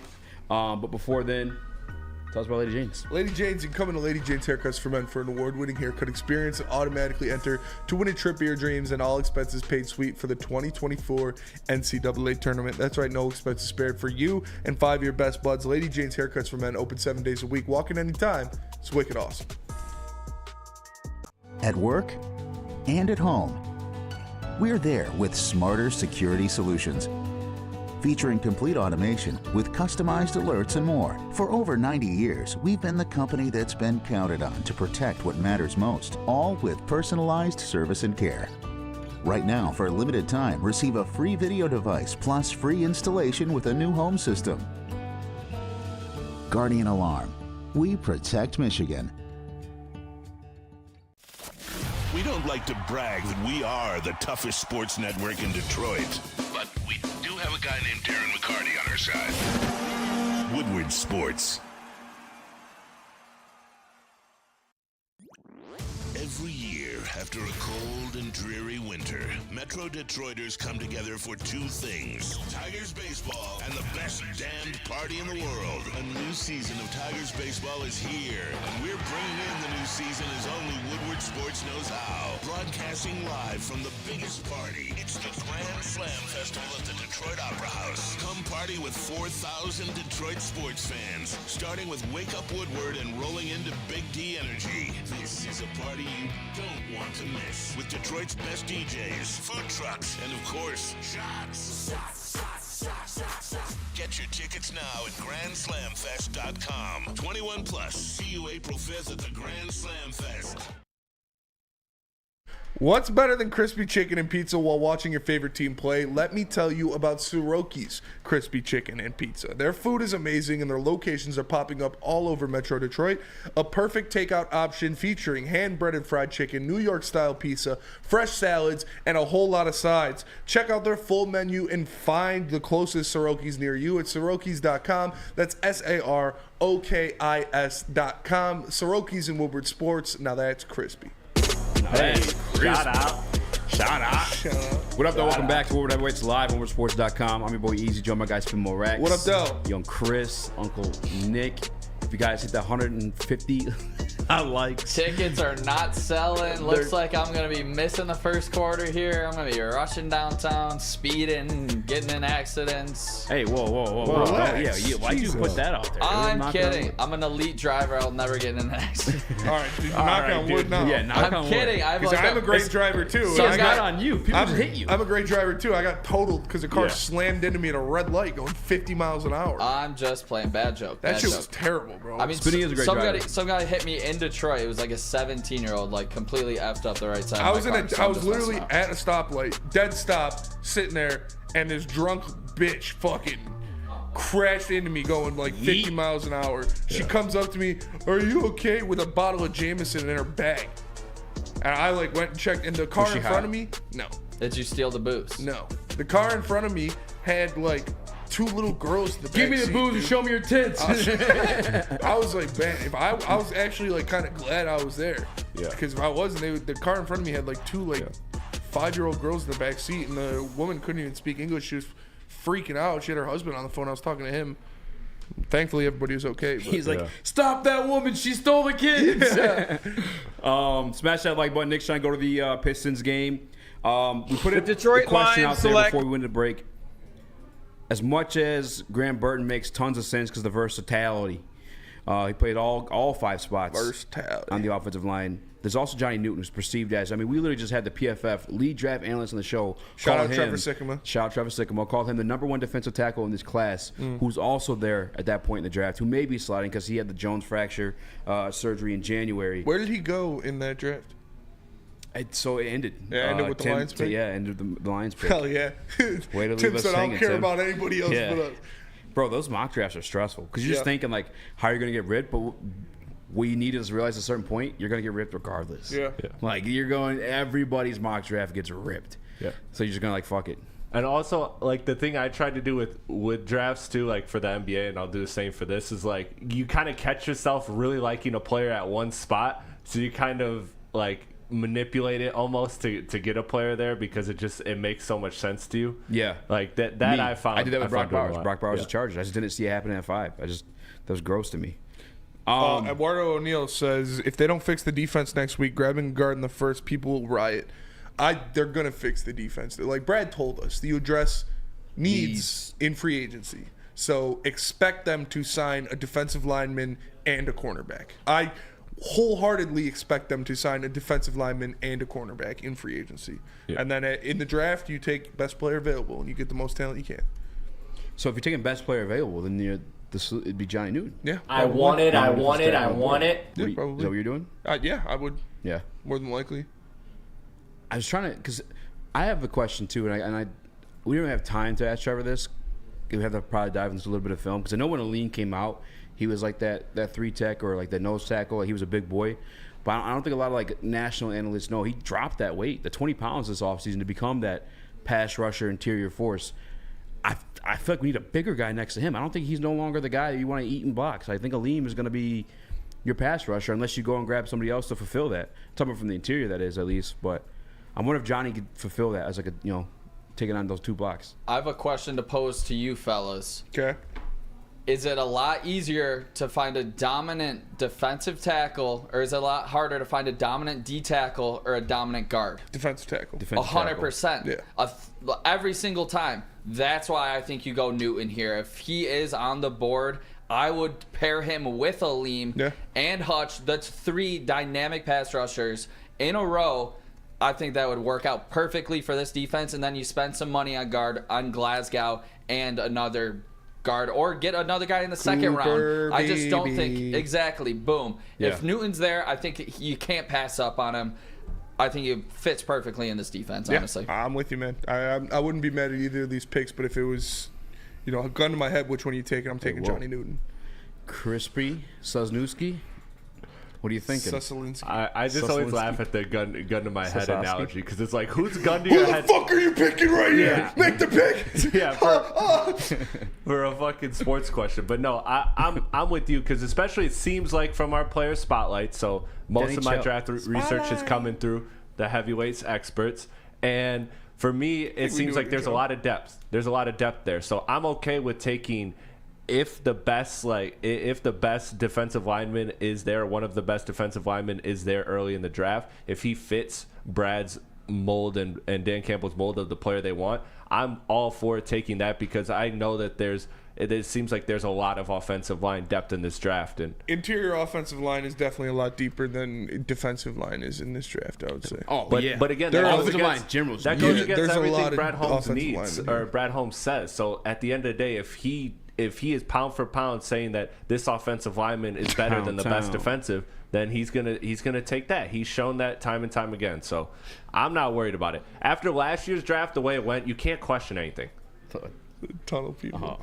Hey Nick, can we get a Danny Chill? Can we get a Danny Chill out of you? What? Your comment. You said Danny Chill. Oh no. That's come on. Come on. You say Daddy Chill? No, Danny Chill. Danny Chill. Say it like you want to say it. No. Say it. I'm trying to sell these tickets for lower. Back to you boys. Go hard, Danny. Make him cry. Yeah. Strong arm him, Danny. You got all the leverage. Nobody wants to see the Pistons. Yeah. Exactly. Yeah. I think in the chat, I know the polls. Oh no! Wow, the poll swung. 59% Johnny Newton. When at first there was a lot of Grant Barton, and I feel like it was kind of unfair to put up at that point because we already gassed up the Barton pick. What? You don't like that? Nah. Really? It's weird. She looks like an alien. No way. What? Who? Say it. She's got a real, we don't know. I don't real know her long name. head. I saw some people on my Twitter last night. I was like, "What? There's no fucking way these are real people. They look like Pixar I like that. characters." I'll tell you that. Yeah. Oh, I love all that. Yeah. Love every little bit of everything in this fucking building right now. Yeah, me too. Good Lord.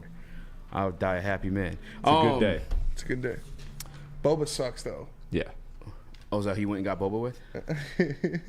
Boba, never mind. We're not gonna go there. A couple comments in the I Woodward did Sports hear chat. the like fruit one is a lot better though. The Detroit Lions select. The Detroit Lions select Johnny Newton. Johnny Newton. No, but seriously, I saw another Detroit Lions content creator put out there that Brad Holmes, Heavy.com put it out there. Brad Holmes was interested, and I think Marion or whatever his name is, Marioff. He goes on the E&E every once in a while. Ari Mirov. He already put out there that Brad tried, or at least called, to make a move for Danielle Hunter at the deadline last year. Do you think that's a piece he acquires in free agency this year? Is that something he's looking to do, Spinney? I would love to see that. Yeah, I mean, we know they need an edge rusher. We know they need another guy who can get after the quarterback. So it would be nice if they get Danielle Hunter. I'm not going to say that that's going to happen, but because they're all going crazy in the chat about it too. I don't see it happening. Bring in Danielle Hunter. Fuck yeah! Like I'm all for it. We'll see. Is he a guy that's going to take less money? Is he a guy? Yeah, I know, man. It's literally insane. Wow. It is literally insane. But yeah. Wow.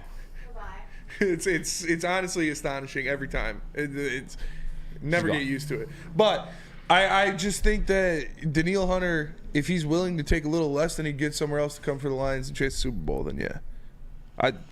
That was crazy. He is a Detroit guy. He's a Dan Campbell guy. Well, not a Detroit guy, but a Detroit mold kind of guy. He's a Dan Campbell guy.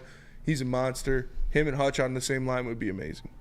Danico Autry for agency. Newton in the draft. Says my sworn enemy, Detroit supremacy. My mortal enemy.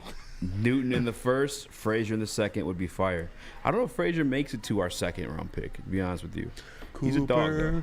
Baby. As much as I would love Danielle Hunter, it would make me a happy man. Brad told you he's not spending that bread, guys. Hutch, Hunter, Newton, Aleem. This defensive line gets transformed. NFC Championship, we are back. Super Bowl, here we come. But what are we doing, guys? You know he's not doing it. But if he did, let a motherfucker dream, Easy. Yes, that's fair. I said it yesterday. I said it like 2 days ago.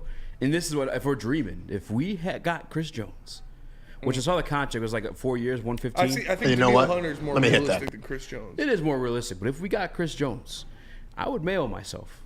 If it didn't happen upon reading the news, I would go finish the job. I would be so. I'm not even joking, bro. If we got Chris Jones, I'm just saying. You guys are talking about fantasies, and I got to thinking, man. Damn.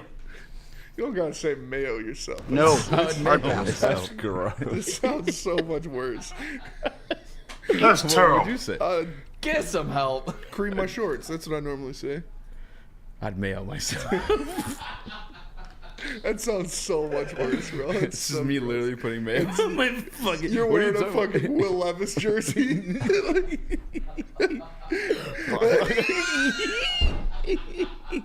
Thank God the Karen didn't catch that. It was on you. Yeah, but you can't see my hands. Oh man. Two-shot multicoder. No, I'm good. We're good. It's true. Actually, we got that. Oh man. I can't be the only one that would do that though. I would be Yeah, I think you extremely excited. Yes, if we got Chris Jones, I would cream my pants. I don't want to hype myself up about Danielle Hunter. I just don't think it's happening. Danico Autry though, I see that one happening. I still listen. Danico Autry is literally what they kind of told you what they were going to do. Like Brad made it seem like, hey, we're grabbing depth pieces. We want. I mean, he quite literally used the word depth. Dan Campbell used the word depth. Danico Autry is that. Yeah. And he's already got the Tyrell Williams connection. He's a versatile piece that they like to grab. Guys like Josh Pascal that can do it on the inside and the outside, and he'd be a lot cheaper than some of the big name pieces. So that I'm good with that too.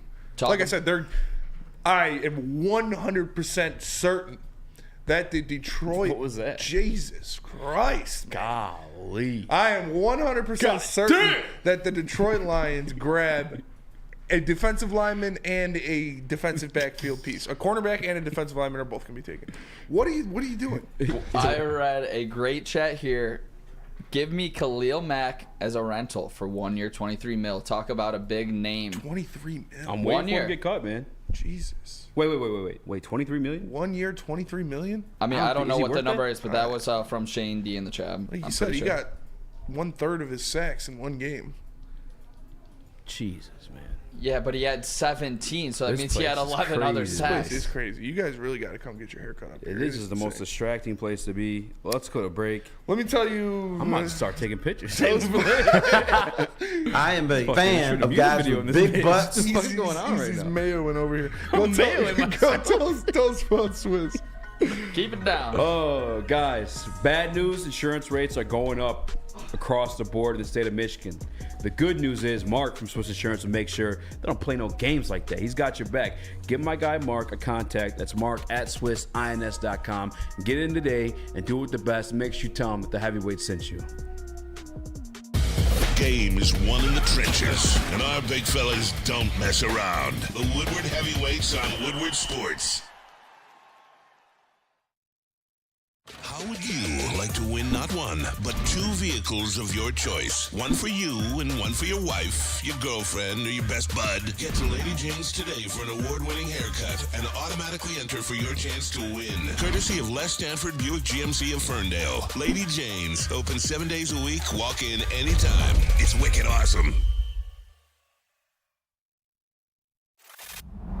Love Woodward Sports? Love wearing clothes? Then you should be wearing Woodward Sports clothes. Check out our full line of merch at woodwardsports.com. Just click on shop. We have all your favorite designs, like Dan Campbell kneecaps, Woodward Golf, and of course, our own logoed out merchandise. Men, women, infants, kids, all love Woodward Sports. Impress your friends. Impress your boss. Impress your dog. Buy Woodward Sports merch today.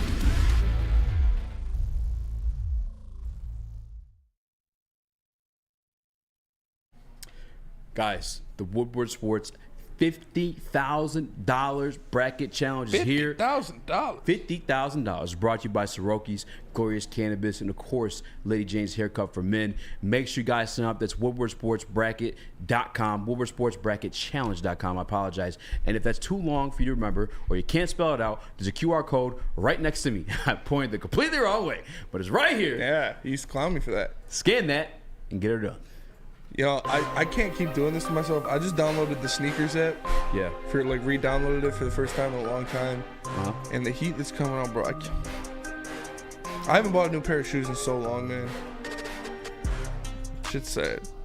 Well, you take good care of your shoes then, because they all look crispy. I haven't bought a pair of shoes in like 2 years. Like, those look white as hell right now. Yeah, I bought those like 4 years ago. That's like these are top five rated Jordan of all time. What are they? The What the Force. That's a brilliant name, by the way. Detroit Lions, you talk about them acquiring depth. A couple depth pieces being dropped right now from their teams. Quandre Diggs. I know we brought it up earlier in the week, but this exchange happened on Twitter today, Chris, if you don't mind. I don't know if you have them both or how you got it together. Yeah, there, I got the New Balance is putting out fire, Apollo. So I got them separate, there, yeah. Chris. So here's the first one. All right. So here's the first tweet from Kirby. He's just kind of thinking of his fan base. I think I got the best community of fans. If you guys don't know, he's active on Twitch, so he may have been like speaking about like what he does over there as well. But in response to that, Quandre Diggs, former Pro Bowl safety, who's officially a free agent, commented underneath it and said, "Hey, I'm a fan of my dog, and you know that." And then Kirby then responds with, "Likewise, brother, Spider-Man meme with the battery." Now, we already do it as Lions fans with every time anybody's released, every time anybody's announced on a trade deadline or trade market, I should say. Hey, what would that look like in Honolulu Blue? How does this make Ifantu Melifonwu feel that Kirby's out there flirting with other safeties on the internet? Remember when that shit was coming? Oh, you liked Lamar Jackson's tweets. Oh, how would that make Jared Goff feel? I think that was different. Same thing. No, same thing. It's a little different. It's a little different. Either way, I mean, the reason why this is different, the reason why this makes sense, I would like it. It's not a dream scenario. One, the fact that the guy is out there kind of openly flirting with what would be his, his pairing, his backfield mate there with Kirby Joseph. Two, at 31 years old, Quandre Diggs, I think he would accept a rotational role, right? Mm-hmm. It would just make sense that he's in that situation. Yeah. Three, he'd been here before. He wants to win. We You are like in to a hear winning it, too. situation. Before he was even released, he shouted out love for the Detroit Lions before they played. Yeah. I think the past 2 years. The only reason that he left was because of that fat idiot on the moped. I think. Or the four-wheeler. Yeah. No, you're not wrong. And I believe it was when Penny got drafted. I think he quote-tweeted Penny about Detroit, whatever. He's like, you're going to love it there. The community's great. Quandre Diggs, he's throwing it out there now. It's a depth piece. I think it could end up being. I think it is going to be more affordable than CJ GJ, who's younger, who's looking for a bigger bag, who wants a situation where he could prove. Even in CJ GJ is looking for a prove-it deal, another prove-it deal. In all due respects, Detroit's not the place for him. Yeah, because of the playing he's not time. going to be able to prove it here. Exactly. Like, he's not going to be put in a situation where he's going to be like the star guy. Alfonso Melifonwu, even if they did, they'd split it at the least. You know what I'm saying? They're splitting time. He's not going to be a full-time role for him. Quandre Diggs, come home, baby. Yeah.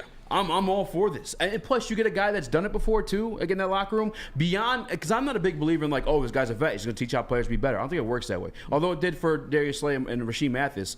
I think for me, especially with a Kirby Joseph, or I guess anybody on that team, how to take care of your body the right way. You look at Quandre Diggs, like track record these past, like I think you pulled it up yesterday. Man. Yeah. He hasn't missed a single game in the past 4 seasons, knock on wood. But just that little bit of veteran leadership he has there. Quandre Diggs, come home. I would 100% be on board to bring back Quandre Diggs, whether it's Quandre Diggs or Chauncey Gardner-Johnson. If you can bring back one of those guys on a cheaper deal, and they are willing to be that third safety in the room, because you have your 2 starting safeties. You have Kirby Joseph and you have Alfonso Melifonwu.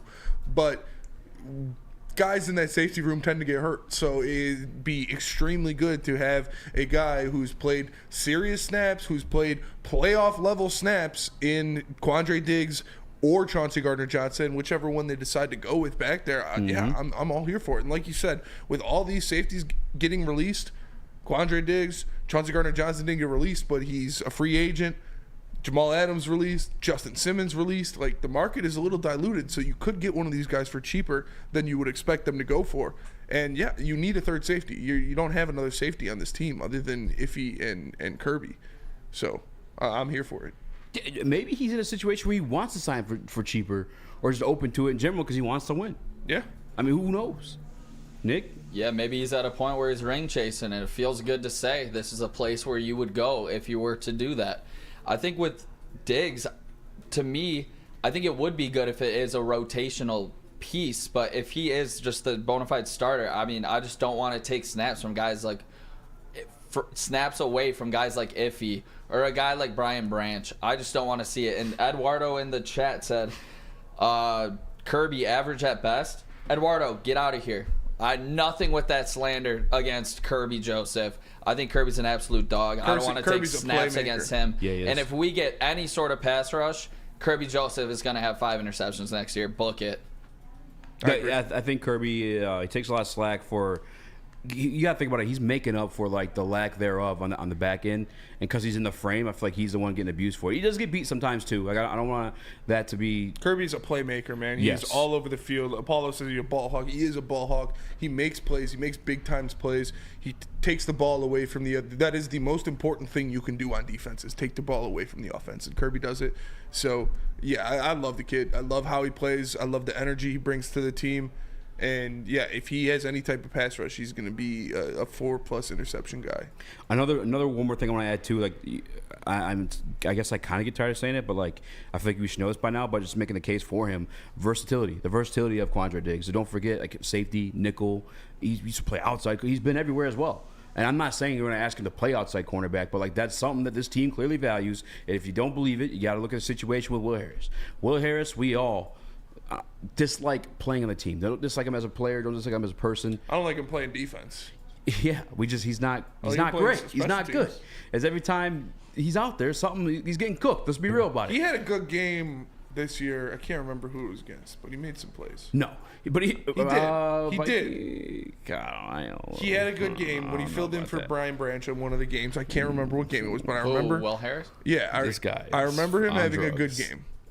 I know a lot about him. That was a dream. No, it was not. He had a good game. You even knew it because you were trying to think of the game. Nope, because I was like, what the fuck could he possibly be talking about right now? But either way, him remaining on the roster, the only answer you have for that, because the play wasn't there, the only answer you have for that is versatility. And Quandre Diggs provides that for you. Darius Williams, if he's out there and that's some piece they acquire, he provides that for him too. Bring him home. I don't think this is out of the realm of possibility, especially if they're reaching out to each other like that openly on social media. CJ DJ is a space eater. He's a different type of safety. Kirby and CJ, both great. Says Apollo, I guess I'm not welcome here anymore. Says Eduardo O'Neill. I don't know where that's coming from. Who wouldn't want Hunter? Shift God says. Who wouldn't? Is anybody saying he doesn't want him? I don't know. Steve Wild says PFF considers Kirby below average. Yeah, PFF is strange. Yeah. PFF said CJ Stroud is the 100th best player in the NFL. PFF did. Oh yeah, did do that.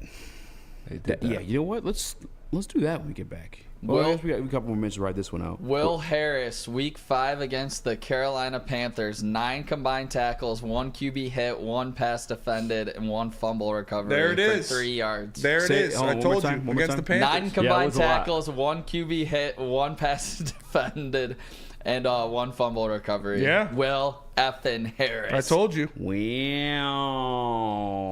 96% of snaps played too. He had a good. I told you he had a on good defense game. or special teams. Defense. And then the Ravens game happened. He played 22% of special team snaps. Yeah. The Ravens game. Where is it?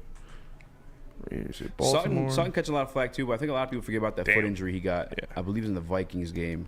It just kind of played through like the rest of the year. And I don't know what it was officially, but I hear some speculations that it was turf toe. Broder, actually, the Detroit Lions beat reporter in the Woodward Sports Chat, might be able to clear that one up, but he did deal with a foot injury in the back half of that season too. What else were you saying, Spinny? Nothing. No, that's what I was just saying. Oh. Well, let's go to break, and then you want to break down that PFF? That's yours. All right, yeah, I'll break it down, and Eazy will sit there and shut the fuck up. Break it down. Let me tell you about Big Boy Seafood, or Planet Fitness. Sorry, Planet Fitness is the home of the judgment-free zone where anyone, and we mean anyone, can feel comfortable and work on their fitness goals. At Planet Fitness, you'll experience a squeaky clean gym that has tons of equipment, a full body workout in just 30 minutes, and a 30-minute circuit, and all memberships include fitness training. You get all this for just $10 a month, no commitment. No matter where you are, there's a Planet Fitness close by, more than 50 in Metro Detroit, and thousands more throughout the world. Back day today, we're doing rows and we're doing pull downs, baby. Rows so make sure hoes, you guys curls go for to Planet girls. Fitness. Planet Fitness, where your fitness is expensive. A ton of fun, a ton of sports, and a ton of man meat. Welcome to the Woodward Heavyweights, live daily 5 to 7 p.m. on Woodward Sports. Where's the most convenient place to get that big fitness energy? It's Planet Fitness. Join today for just $1 down, $10 a month. With over 2,400 locations and equipment for every workout, you can get in, get energized, and get going. And with free fitness training and most clubs open 24 hours, everyone belongs in the judgment-free zone. So join today for $1 down, $10 a month, no commitment, cancel anytime. You smell that? That's Brad Holmes cooking. And the off-season smells good. Woodward Sports.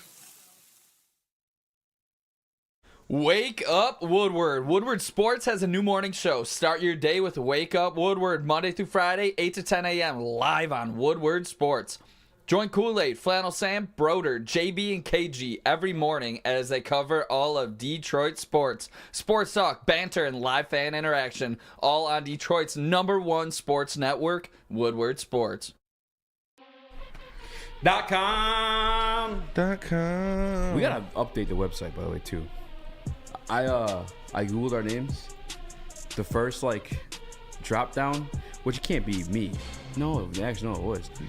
I put Eazy. That's Eazy from Woodward Sports. Who is Eazy from Woodward Sports married to? I was like, what the fuck? Hell yeah. Why? I don't You got know. them hoes on you? let it rock. I guess I didn't put that What was together. mine? Keep the mystery. Let me I'm see. about to do it right now. Girls want you when you're taken, I'll tell you that. That's true. That is a fact. Spencer Raxter Twitter. Spencer Raxter Twitter. That's kind of cool. That is pretty cool. Let's see what pops up. I did it, and the Woodward Sports About Me was there, but then we were in there. It was the Fallen. Hell yeah, So it's like here. all tweets. Hell yeah, it is. Type in Spencer from Woodward Sports. Oh, it just says Spencer from Woodward. Oh, you get third one. Spencer from Woodward Sports. Boom. Author, Spencer Raxter. What'd you write? I wrote an article about DeAndre Ayton being a bum. Hell yeah. I finally, though, let me see. Hold on. That was the only article I wrote for Woodward Sports. When you type in Eazy from Woodward Sports, it gets a picture thing. It's Woodward Sports website thing.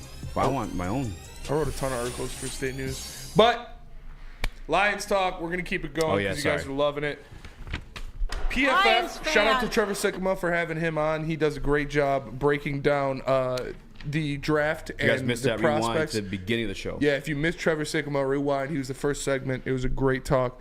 But we have PFF releasing their top 101 players in the NFL this year, and they started it off. They still have to release the top 30, but here's what we have so far for Detroit Lions players. Chris, will you throw some up there, please? Yeah, I'll start with the highest number and work Start with the highest. At number 84, they got Brian Branch, which is pretty fair, I think. And then at 83, they have Jared Goff, which I think is a little disrespectful. Easy. Defend your man. I think we can admit, I think you, Eazy, can admit that Jared Goff should be higher than 83 on this list. Yeah, I couldn't make sense of this list. This list is kind of weird. And like I said, this same list had C.J. Stroud at number 100, which is absolutely bonkers. I couldn't make sense of this list. I really couldn't. I tried as a purveyor of truth when it comes to Jared Goff and like where he's ranked and credibility and all that stuff. Because hey, maybe this makes sense. Mm-hmm. No, because at a certain point, and maybe it was like 53 or something like that. Justin Matabuke, I found a Justin Matabuke there. Yeah, he clearly one of the best defensive linemen in the entire NFL last year. He was an All-Pro. All-Pro.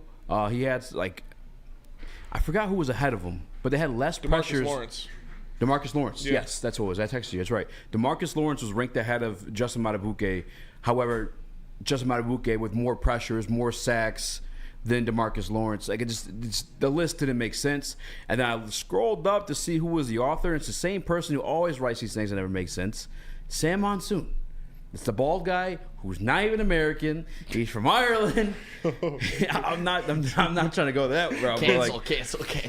I'm just trying. It's like the one guy every time who makes you scratch your head when you see these PFF articles. It's Sam. He's really from Ireland? And yes. When I listen, because I'll named tweet after a tropical storm. Record. That's how he says record. Record. When you look at the record, that's. You hate him, huh? I don't dislike him. I want to have a conversation with him to just figure what the fuck's going on here. It makes zero sense for me to be up here defending Jared Goff right now, but I am because this list is fucking trash. Yeah, this list is kind of bad. It's kind of bad. Expect Jared Goff at 83, I thought was really disrespectful. Brian Branch at 84, I was like, yeah, all right, that's pretty fair. Real quick, too, we just had Trevor Sikkema on, right? Yeah. He did a podcast with Sam the other day. They got into it because he was disrespecting Brian Thomas. Yeah. He wasn't even his top 10 wide receivers in this draft class. Wow. Exactly. What? Not top 10? Not even his top 10 wide receivers in this draft class. And Trevor went at him a little bit. If it gives PFF some like I think he is Stick to your potatoes, motherfucker. Exactly. I think he's just the one toxic piece of PFF that makes everybody not like them for some because it just makes your goddamn potatoes and whiskey. And I am part Irish, by the way. Sure you are. You're part of everything. I'm part of everything. But I really am part Irish. I ain't got nothing against it. That's probably the majority of my white side is Irish. Congratulations. You played yourself. And then Lithuanian and actually, it doesn't Armenian. make sense because you can't drink. I can drink. Shots fired. I could drink alcohol. I'm not drinking beer. You can't drink alcohol either. What do you mean? You're lightweight. What is this? Where's this coming from? And you're lightweight. Dude, I agree. I don't drink often. You're off like 3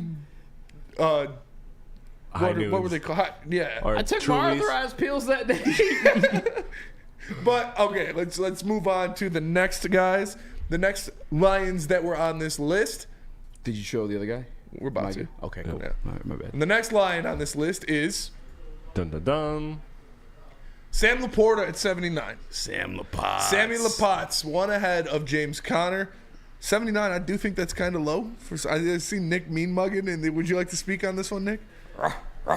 Top 50 at least. Come on now, show some respect for the best rookie tight end of all time. Ooh. Disrespectful. Shout out Eduardo. Sam Laporta staying in the chat. Sam Laporta, I mean, he was, if not the best, the second best tight end in the league this year. So I do think he deserves a little bit more respect than that. 79 is a little low in my eyes. I don't want to be like a Lions homer, but like the dude was second team All-Pro. as a rookie. Oh, man. I don't even. Eazy, this list makes is zero it the sense. Eazy? Is it the scheme? I thought that maybe like this, because Sam does benefit from the scheme too. Like it's reality. I mean, there's two or three guys that still had more yards than him this year. This list is just whack, though, bro. As you go down the list beyond like the Detroit Lions are disrespecting. By the way, I love that Aleem McNeil was on there. But you want to talk about like it not making sense, and I'm not like shitting on Aleem at all. By the way, album review coming tomorrow for Aleem McNeil from my guy Christopher Platte. Yes, sir. Chris B. Sezonowski. Aleem McNeil was ranked over Christian Wilkins, who is like a highly coveted like free agent this year, who's going to get paid. Like, I mean, all due respect, like who's better between the two, right? Like right now, or at least on the year. I mean, if Aleem stayed healthy, I don't think he would have been. He wouldn't have been all pro, but he would have been a Pro Bowler. And again, the talent pool for tight ends is shallower than it is for defensive tackles. So you got to take that with a grain of salt. No, I'm just saying. I'm not talking like who was better between the two of them. Did like you put Aleem the Aleem one up there? Laporta. No, I'm just talking about freaking Christian Wilkins having 9 sacks this season and freaking 23 QB hits, 50 plus pressures, and then being ranked behind Aleem. And he was ahead of Aleem. Oh, he's ahead of one. Aleem's at 78. Christian Wilkins is at 77. Okay. And if Aleem would have been that close, is kind of wild too. If Aleem would have stayed healthy the whole season, how many sacks did Christian Wilkins have?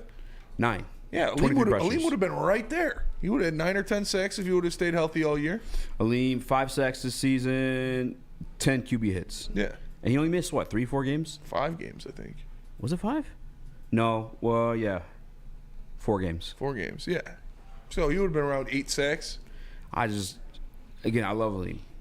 I just don't know if he had a Christian Wilkins type year to be like right there next to him on the list. Yeah. Matabuke to be 50. I don't know. This list, it's how we end up when we do Sam Monsoon's rankings. It's just garbage. Yeah, start off the list too with freaking Stroud. Stroud at 100 is crazy. That's crazy. He was the top 5 quarterback in the NFL this year. There's no way you could tell me there's 100 players or 99 players you'd rather have than C.J. Stroud. Like, that's just not true. Fucking insane. C.J. Stroud definitely should have been top 50. Easily. He was electric this year. Quick Lions update. Actually, was there one more? Nope. Those were the only. And so we're still expecting Amon-Ra St. Brown, Penei Sewell, Aiden Hutchinson. It would have came out today, actually. No, they're not in those either. So they're still the top 30. The new ones? Yeah, the top 30 is still to come out. Okay. So Penei's probably top 10, top 5. Penei might be number 1. Yeah, I can see it. Penei Sewell might be number 1. So the recent batch today. Hutchinson, I know PFF loves Hutch too, so he could be top 10 as well because of the amount of pressures and stuff that he had. Amon-Ra St. Brown obviously could be top 10 as well based on the season he had. And Frank Ragnow is probably going to be top 20 because he's Frank Ragnow's 25. Crazy. Frank Ragnow's 25. Mm-hmm. Okay. Says Ragnow was a bulldozer all season for the Lions offensive line. His 91.3 PFF run blocking grade was the best of any center in the game, and he performed some late season heroics by battling through injuries to anchor the middle of that line in critical situations to keep Detroit's season on track. I don't think Gibbs or Montgomery are going to make this list, unfortunately. I thought I'd see Gibbs on there, but yeah, no, I'm not seeing him. Jalen Johnson was 30. Did he have that good of a year? Jalen Johnson, yeah. Brock Purdy was 32. What? Was that 70 spots better than Stroud? Yeah, not a fucking chance is Brock Purdy 70 spots better than C.J. Stroud. That is ridiculous, dude. Well, this list, to be fair, he said it went all the way through like the end of the season, like Super Bowl. That's what he's grading off. It was like a regular season list. Dude, what? Well, Brock Purdy played the Super Bowl. Yeah, but like, how can you do that? He had better numbers than Stroud. Well, I mean, is he a better player than C.J. Stroud? No, he's not. No, he's not. Not even close. Not even close. Sauce Gardner 33. Nico you Collins, put C.J. 34. Stroud on the fucking Niners, he would have thrown for 5,000 yards and 50 touchdowns. See, like Josh Allen 38. I'm not a fan of that. I thought Josh Allen would be a little bit higher. He had a fucking hell of a season. Trent McDuffie 39. Khalil Mack 40. Like that. Come on. There's no way you'd have Khalil Mack over Justin Matabuke. If Khalil Mack had like 17 sacks. He had 18 sacks coming off the edge. Justin Matabuke had fucking 14 coming through the middle. Yeah, that's true. That's like, and then again, because the preference of the list, like the way he tries to make sense of this, is it was graded through. Frank Ragnow did it. 25. Yeah, he did. The way he tried to make sense of the list is again, it was like through the beginning of the season to like the end of the Super Bowl. Well, Khalil Mack didn't even make the playoffs. Yeah. His team is drafting top 10 in the draft this year. I don't like monsoons. I've always hated the rain in Andrew Van monsoon. Ginkel was ranked over. Hard rain. Yeah, this is trash. Real quick, Detroit Lions news. Brock Wright back. He was tendered at $3 million, I believe it was. Zonovan Knight, he's coming back too. He's probably going to be in a practice squad guy. I like that. Zonovan Knight. And you guys should already know him from early in the week. Shane Gilster back as well. Yep. I think their running game is going to return to Pat. Brock Wright, Mr. You got something to say, Nick? Breaking news here in the tickets? MLB. No, they did not. I'm eating the tickets. I have to get out of here. I'm going to be late.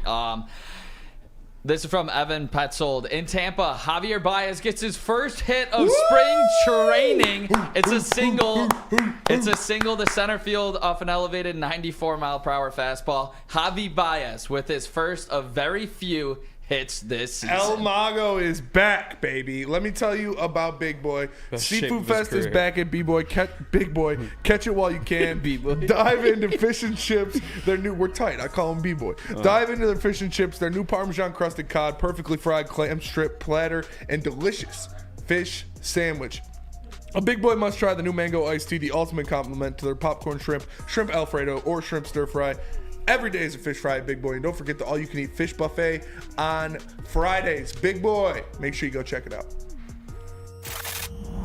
Love Woodward Sports? Love wearing clothes? Then you should be wearing Woodward Sports clothes. Check out our full line of merch at woodwardsports.com. Just click on shop. We have all your favorite designs, like Dan Campbell kneecaps, Woodward golf, and of course, our own logoed out merchandise. Men, women, infants, kids all love Woodward Sports. Impress your friends. Impress your boss. Impress your dog. Buy Woodward Sports merch today.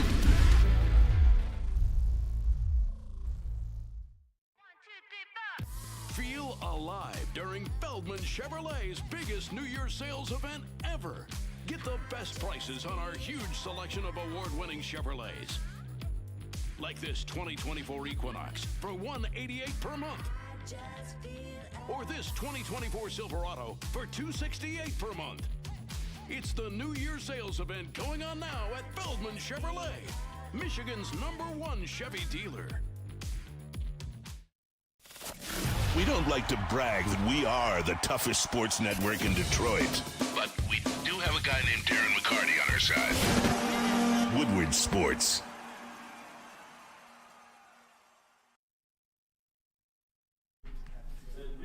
Glorious Ice Water Bubble Hash Pre-Roll, now with diamonds. Constantly pushing to create the best cannabis experience. The perfect boost for an added touch of pure THC diamond dust. Allowing flower with only the highest terps. That's a real word. I learned that yesterday. Making the best even better. Glorious Cannabis. Check us out today at your local retailer or visit gloriouscanna.com.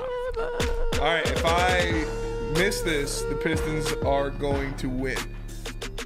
Why don't you do that? You're going to miss it. Exactly. So then the Pistons are going to win. Yeah, because then the Pistons will win. But you don't. I know that. I'm just making a comment. How about this, actually? Hey, oh, that was in. That was in.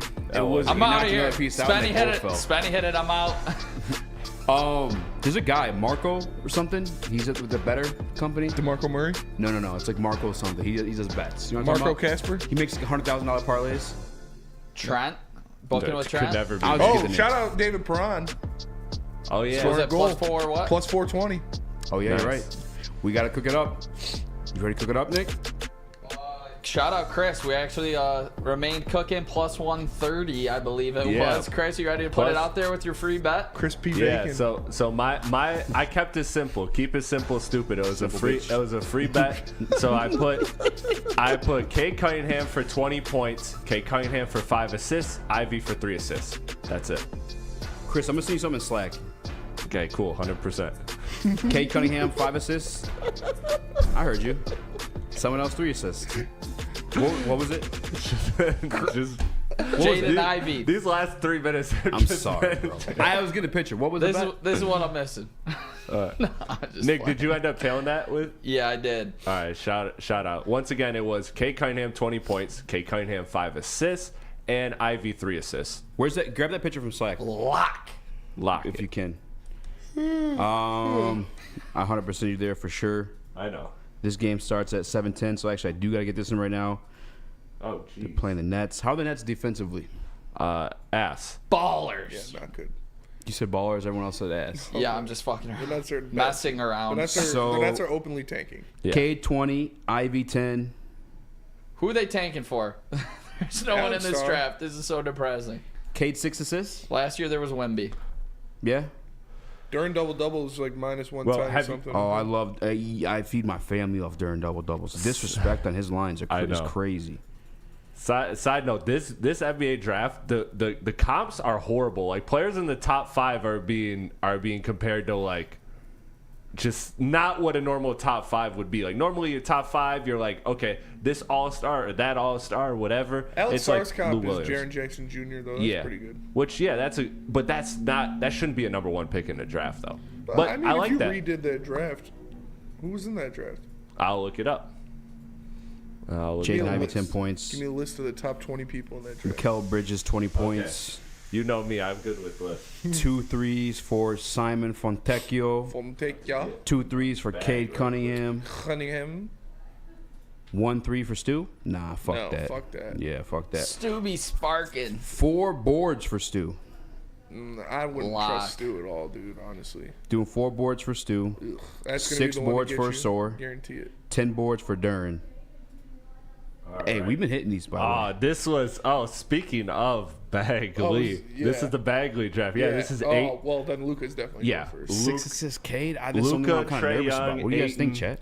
Yeah, this was. I'm taking JJ over Trae Young. What about Kevin Knox? You still taking Knox over him? That's true. That's a good point. Wait, what? What's up? This draft class. SGA too. SGA is probably 2. It would probably go Luka, SGA, Jaren Jackson Jr. You would take him over Trae though? Yeah. I don't like Trae Young. I'm not mad at that. Fuck. All right, I'm gonna do one with Cade 6 assists. I don't think you'll ever win a game with Trae. You'll win a lot with Trae Young. Are there any boosts right now? Boost these nuts in your mouth. NBA boosts? Damn. I'm not seeing them. I didn't see any boost, but shout out to chat. I know you guys tried. Next time, Mailbag. let's get that 140 or whatever the hell we finished. Mailbag from Steve-O Baby. Spencer, what was your best pickup line when you went up to a girl? How do you like your pancakes? Shout out OGs will remember that one. John effing Lord, mailbag. Has Woodward picked a place yet for the live draft party for day 1? Oh, yeah. Noah actually was asking. Yeah, we're going to Burger King. Yeah, that shit was so funny. No, I haven't heard anything yet, but it will be downtown. I've heard that it's more than likely going to be Brass Rail, but that is not confirmed, so don't quote me on that. Because I ain't said shit. Source, trust me, bro. Source, trust me. No, Stick said that yesterday. How does it say mods right now? John effing Lord. Oh, he already said that. Mailbag, Eduardo Neal. If the rumor is true and Brad tried to get Hunter, do you really think he would have traded for him and not given him an extension? So if he would pay him then, why can't he now? Keep an open mind. Mm-hmm. Yeah, makes sense to me. That does make sense. I don't think that's crazy at all. How do you like your eggs, fried or fertilized? How do you like your eggs, fried or fertilized? DNC ENT. Send this one to me on Twitter too. He says Darren Dub. Cade 2+3. Tech 2+3s. No, but Cade 7 assists. And that's it. Oh, the Neil Get Right was Darren Dub. I'm doing Darren Dub every night. Yeah. Steve-O Baby. I don't really use pickup lines. I just make them laugh, man. Yeah, there's no pickup lines aren't a thing. I don't. Yeah. I never walk up to a girl with one liner.